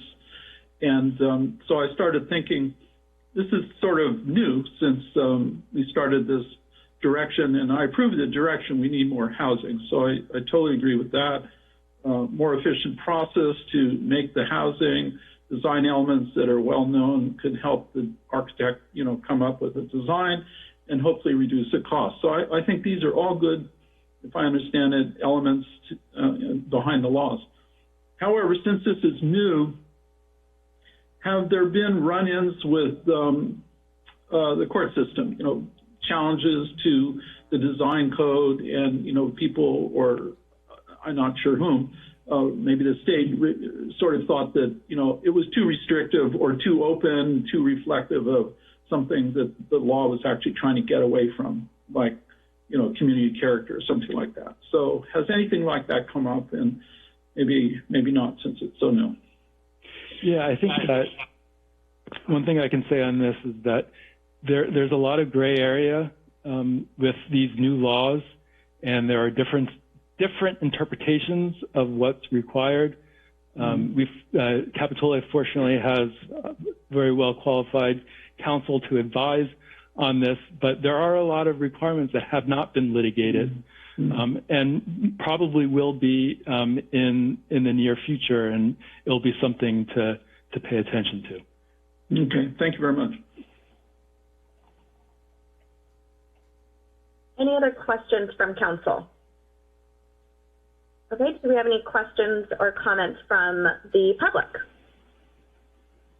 Mayor Brooks, I do not see anyone with their hands raised on this item, and I do not have any emails on this item either. Okay, seeing none, there's no action required for this item, so we'll go ahead and just move along to our next item on tonight's agenda, which is item 8E, the Community Development Block Grant Coronavirus Relief Funding Program income. So thank you, Mr. Noble, very much for your time this evening, and we'll see you in a few months. Thank you. All right, thanks. Thank you, Ben. Okay.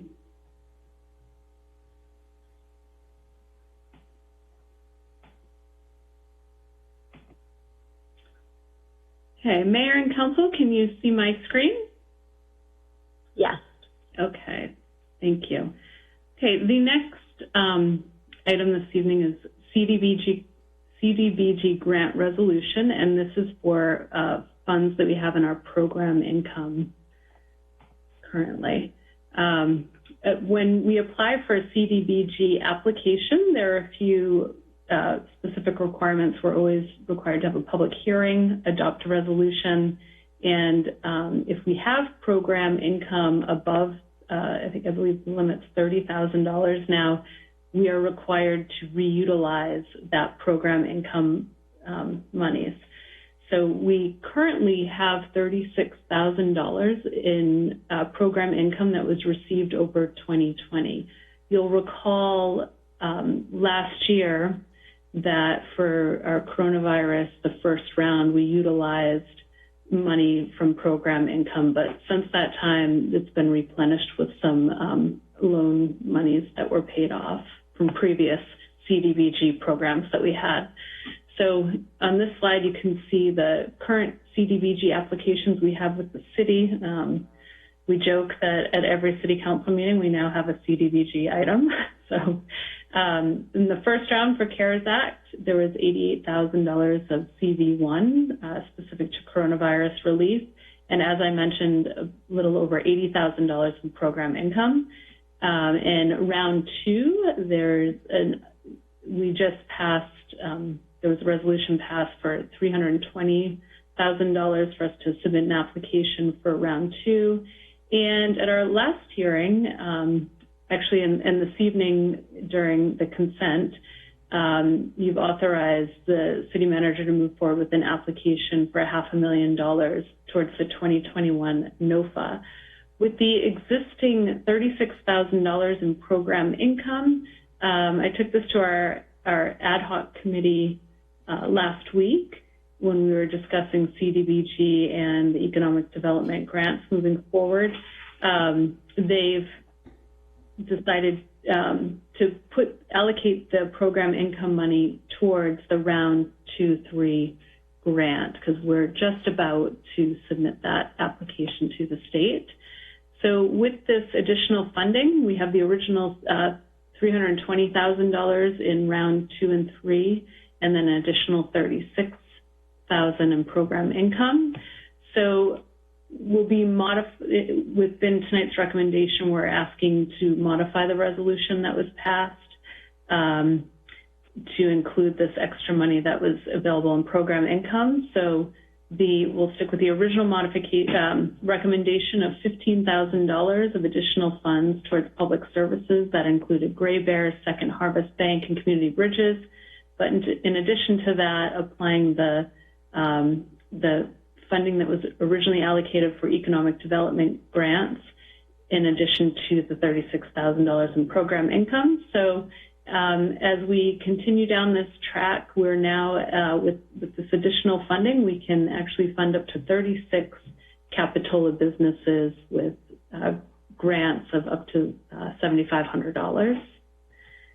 This evening, we're recommending that the council open the public hearing to take public input and then adopt a resolution. And it's actually to repeal resolution number 4211 and then authorize the city manager to move forward with executing an application for funding and the execution of the grant amendment and commitment of program income funds and any amendment thereto from the Cdbg CV round 2 and 3 and program income funds. So that's a long recommendation.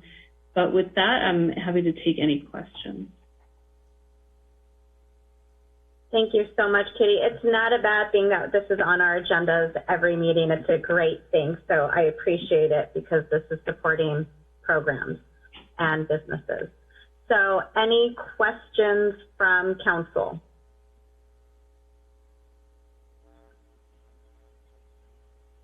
Okay, no questions from council.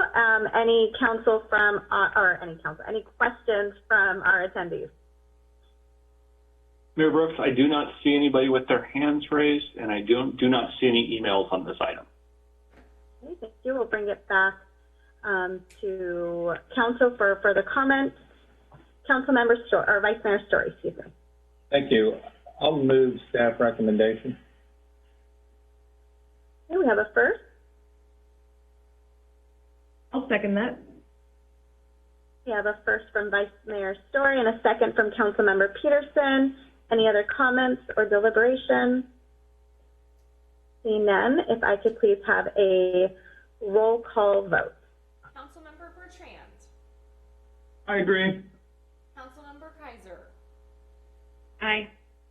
Councilmember Peterson. Aye. Vice Mayor Story. Aye. Mayor Brooks. Aye. This item passes unanimously for staff recommendation. Moving on now to item 8F. This is consider the first reading of an ordinance amending section 10.40 speed limits in the Capitola Municipal Code. And Mr. Jesberg, is this your item? It is, and let me do a better job of sharing my screen today.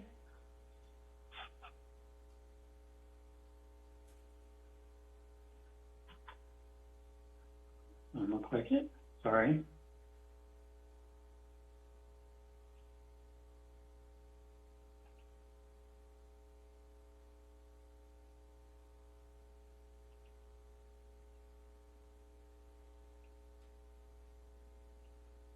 All right, the item before you tonight is the first reading of an ordinance to establish speed limits in the city. Let me give you a quick primer on how speed limits are set in California and how we've applied it in Capitola. So some quick background, speed limits throughout the state are set under provisions in the California Vehicle Code and guidance from the Manual of Uniform Traffic Controls. These are both state documents and state laws that we're required to follow when establishing speed limits. These laws establish basic speed limits of 25 miles per hour on all residential roads, and then 65 miles per hour on all other roads. So it's arterials, collectors, highways, expressways, everything else starts at 65 miles an hour. So local jurisdiction, because obviously we're not going to have 65 miles an hour on our collectors and our arterials, can conduct a engineering and traffic study where we look at actually measure the speed of cars going down the road, and applying some standards, we determine the safe speed limits for those roads. Those are called the prima facie speeds. So the prima facie speed is a speed at which most drivers travel on a street section in normal, uncongested conditions. Under the vehicle code, the safe speed or the prima facie speed is defined as the 85th percentile. So what that means is 85% of the cars that we measure their speed on are traveling at or below that speed. So basically, it's most people drive safe on a road. There's obviously those that are speeders, and we take them out with the top 15%. Everybody else tends to drive a speed that is safe and can be matched. So that's how we set the speed limits. There are some adjustments that are made that I'll get to in a minute. In order to use radar speed detection equipment, the speed limit on any street other than that of a local street must be based on the 85th percentile. So what that's avoiding is the creation of a speed trap where you artificially lower the speed to below that 85th percentile or don't have documentation on it. So what they're saying here is you can't artificially set the speed limit on a freeway, I'll use that, at 30 miles an hour where everybody can drive safely at 55 or 60 miles an hour and be able to issue tickets. So you have to base it on the 85th percentile. So you go out, you measure, you take a bunch of radar readings, and you get an 85th percentile. Let's say it comes out at 31 miles an hour. So then you round it up or down depending on where it is. So if you have a 31 mile per hour 85th percentile, the prima facie 85th percentile would be rounded down to 30 miles an hour. But then through engineering judgment and, in our case, working with myself and the police department, we're able to reduce those 85th percentiles based on road width. If you have a narrow road development, that is, if we have a lot of residential or commercial development that is close to the road, you can lower it. Vertical and horizontal alignment are the geometry of the road. If you know, if there's big hills, big dips, sharp turns, you can lower it. On-street parking, we see that a lot in like Cliff Drive going up out to the west where we have cars backing out essentially into the roadway as an example where we would lower the speed based on street parking. Shoulder conditions, so this one, the bike lanes that go through the eucalyptus grove on Park Avenue where they have no bailout and it's very tight shoulder condition, we're able to lower the speeds there. Sight distance if people can't see around corners, in the presence of bicycles and pedestrians. Typically, these adjustments are made in 5-mile-per-hour increments from the rounded 85th percentile. So the municipal code comes into it, and that the CDC requires the jurisdictions to set speed limits established by the study by adoption of an ordinance. So the ordinance before you tonight will amend Chapter 10.40 of speed limits by replacing the existing provisions, which actually date back to 1950, that's the wrong date, should be 1955, not 95, with new and updated language. So the Capitola Engineering and Traffic Study, historically, the City Police Department has collected the radar data, and then we've gotten together and developed the study from that. There's been a recent kind of movement toward using independent parties to at least collect the data, or in some cases, complete the whole report to ensure we have an unbiased report. So the first time since I've been here, so I've done 3 of these now, the Police Department, the Public Works Department, we decided to hire an outside firm to collect the data, but we did keep the preparation of the report in-house. So the results of the traffic study, we conducted, or we had the firm conduct survey studies on all 47 sections of road. These are non-residential roads where we use radar enforcement in the city. And the recommended speeds on all but 2 streets remain the same as from the previous study. When we've done this before, we've never, and since I've been here, we have not made changes to the recommended speeds, so this is kind of a first for Capitola. We are recommending changes to the speed limits. Both of them, we are lowering the speeds on 41st Avenue, where we would drop the speed from 35 miles per hour to 30 miles per hour. This is based on strictly on the 85th percentile. The 85th percentile, I think, was 31 miles an hour up and down the street from Highway 1 to the southern limits of the city. So that we're not making any adjustments. It was the measured 85th percentile comes out at 30 miles per hour for that.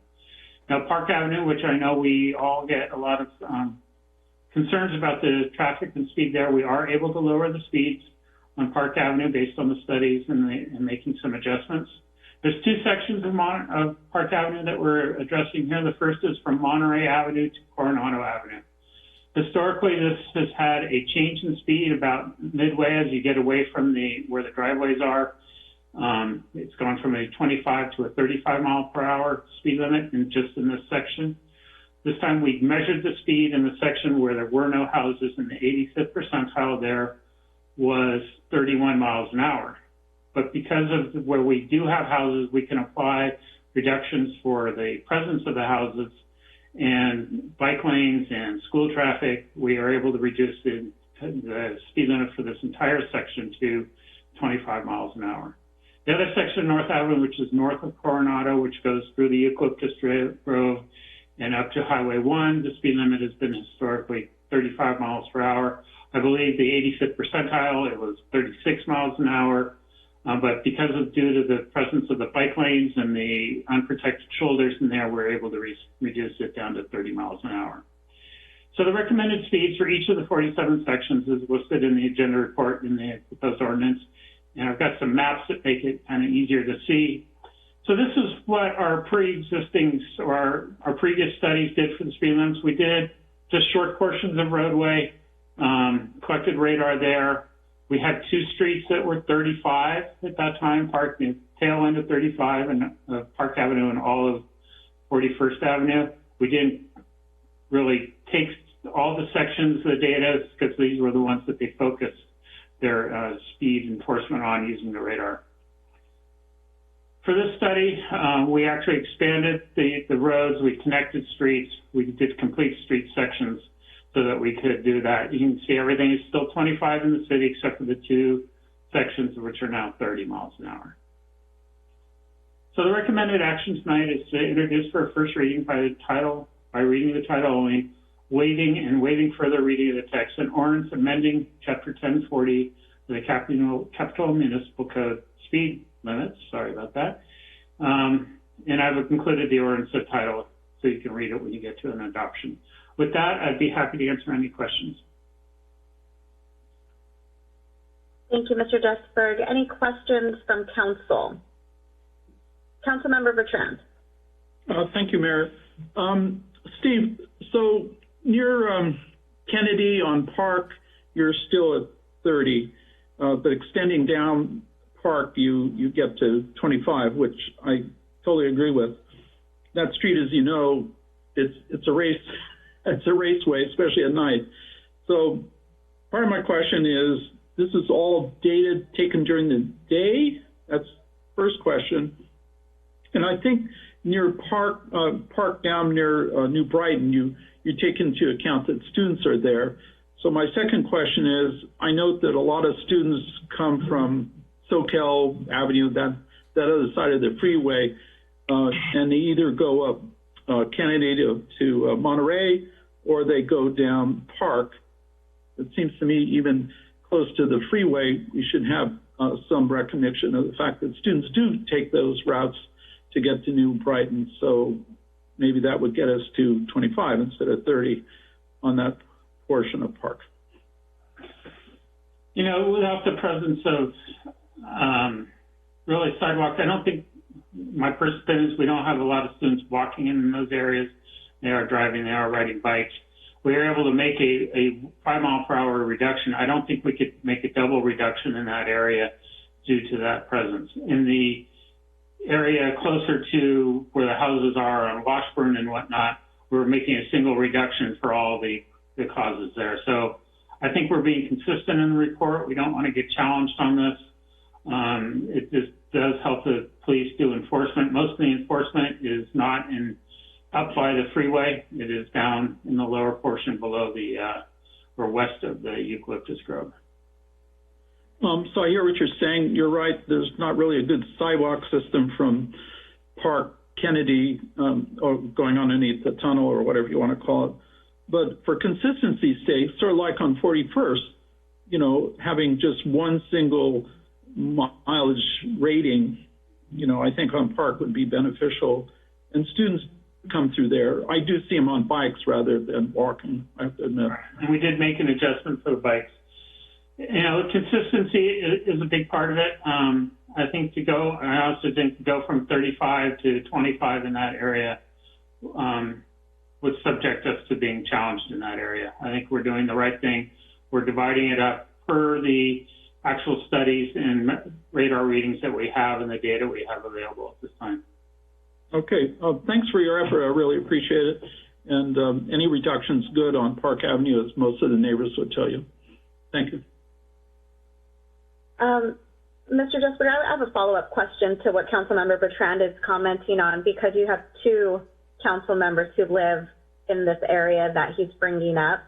And so my concern of consistency versus safety for me is more important. And in the time I've been on council, I've received numerous emails about the safety, the speed of drivers in front of the school. So my question is more specifically about what do you mean about consistency, and who would challenge it, and how really could you argue that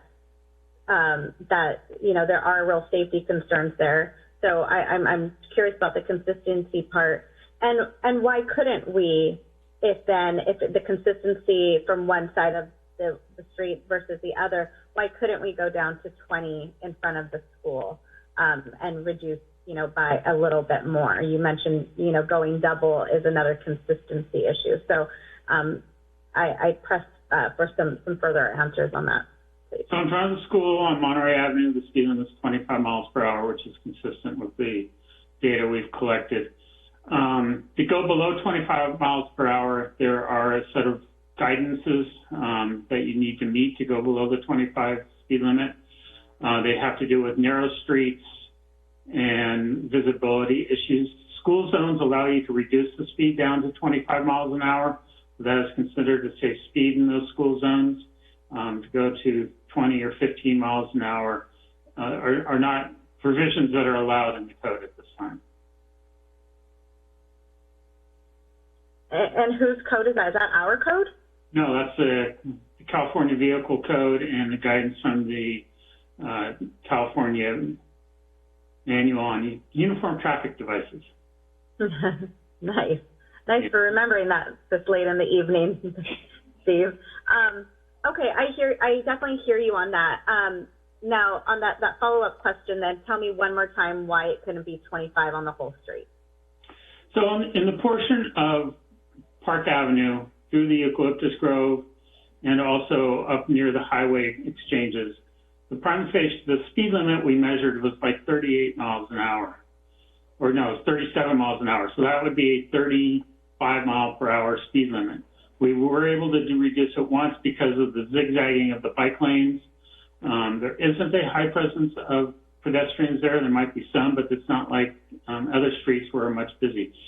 So in that section, we were recommending a single 5 mile per hour reduction in the speed limit from 35 to 30. In the other part of Park Avenue, we have a speed limit of 30 miles an hour that we're reducing to 25. It's all in the numbers and the allowed reductions we're able to make. I don't know if the chief can talk to potentially the difference between those road sections as they view it as an enforcement. Good evening, Mayor, Council. Thanks, Steve, for the opportunity to provide some information, maybe clarification. And I think Mayor Brooks, you might have asked a question about one of the council members about challenging our decisions on speed limits based upon our engineering study. Those challenges have come from the courts when we do enforcement, and often motorists have won out in courts when they're able to show that through argument that a speed limit was an artificial speed limit and was not reflective of an engineering study. And the risk for us in those court proceedings and those types of decisions is that our courts could disallow this traffic engineering study, which in essence would significantly interfere with our ability to do enforcement using technology, radar and LiDAR equipment. I also wanted to mention, Steve, I think you covered it as well, but worth mentioning the value of this engineering study done by a group of professionals rather than the police department, also professionals, but technical traffic engineering experts.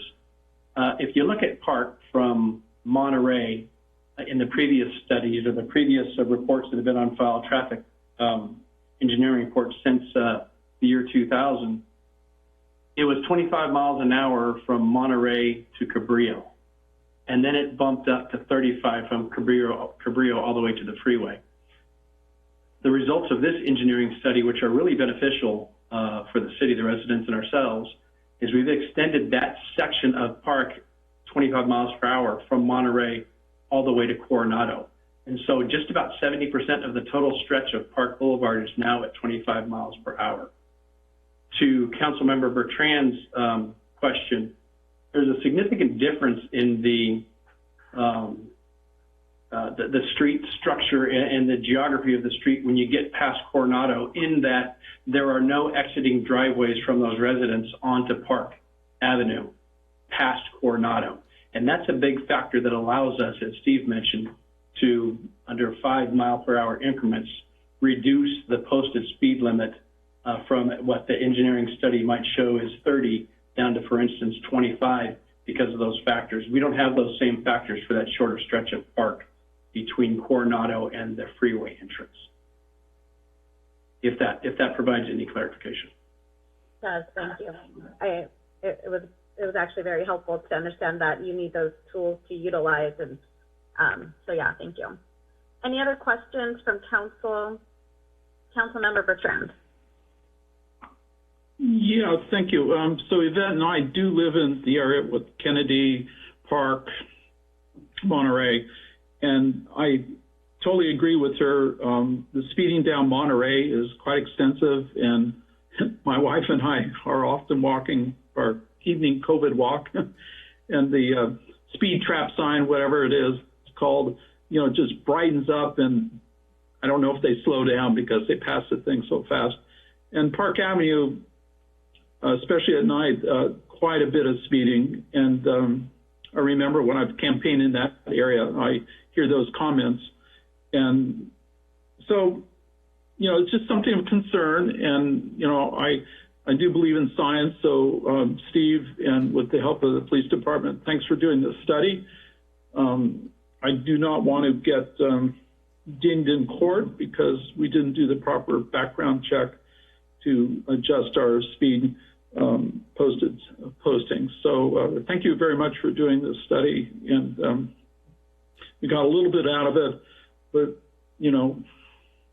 Molly's worried about, Monterey going down into the village. She's right, because I walk there too. I understand what she's talking about. And also on Park Avenue out towards the freeway is definitely, once they pass the houses and going past the, the 600 entrance, that dip and then back up again. They just love to floor it. And,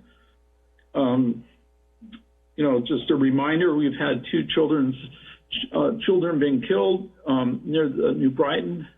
Our dog got killed going across Monterey. And so, that was sad, but the children I'm more concerned about. So I totally agree with Yvette. There's a lot of kid activity. They're on their own. They're old enough now. When it was Capitola Elementary, it was even more, scary because they're running out and they just want to say hello to a friend across the street. And it's really, the last hit was the little girl on her bike just did that. She just wanted to go across the street, say hello to someone she saw over there. Wasn't thinking, but, the driver of the car wasn't thinking either, hit her. So these are, I think, very much a concern for the people who live in that area because it's a school. Thank you very much. Any other questions from council? Okay, any questions from our attendees this evening? Mayor Brooks, I do not see anybody with their hands up, but we do have an email that I'm going to try and share and have the system read. Thank you.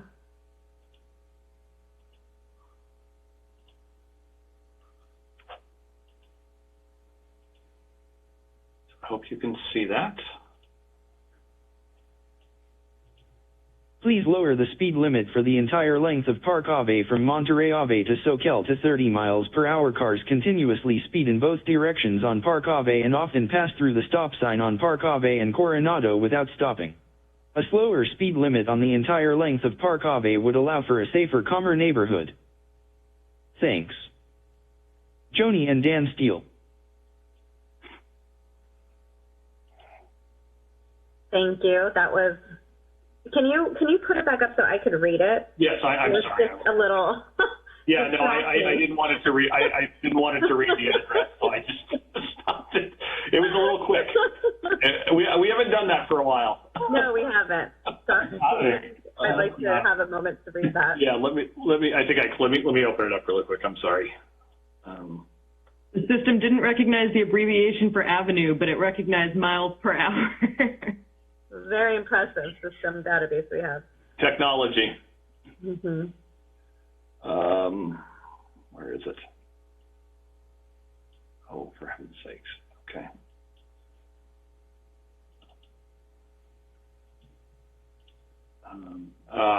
I'm sorry. It disappeared on me. Trying to share screen. No, where'd it? Oh, there it is. No, that's. Sorry. Okay. Do you want it read again or just? No, I mean, I could read it. I just want to read it real quick. Thanks.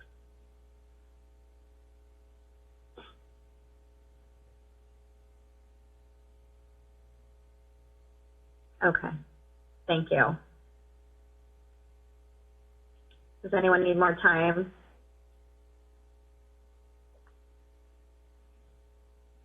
Okay. Okay, so we'll bring this back to council for further comment and deliberation. Any other comments from council?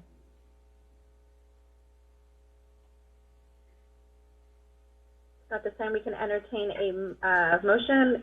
Vice Mayor Story. Well, thank you.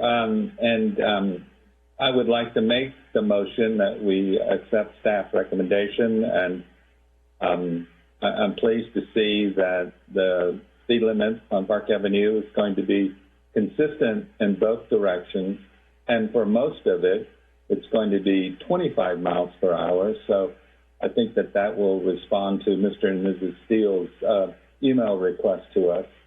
And so I would like to make that motion. Thank you. We have a first from Vice Mayor Story and a second from Councilmember Bertrand. Any other comments? Okay, can we have a roll call vote, please? Councilmember Bertrand. I agree. Councilmember Kaiser. Aye. Councilmember Peterson. Aye. Vice Mayor Story. Aye. And Mayor Brooks. Aye. This item passes unanimously, which brings us to item 9 for adjournment. Thank you, everyone. Thank you, council. Thank you, staff. Thank you to all of our participants and emails, and for our community in reaching out to council this evening. Please remember to find the good in others and yourself. Good night.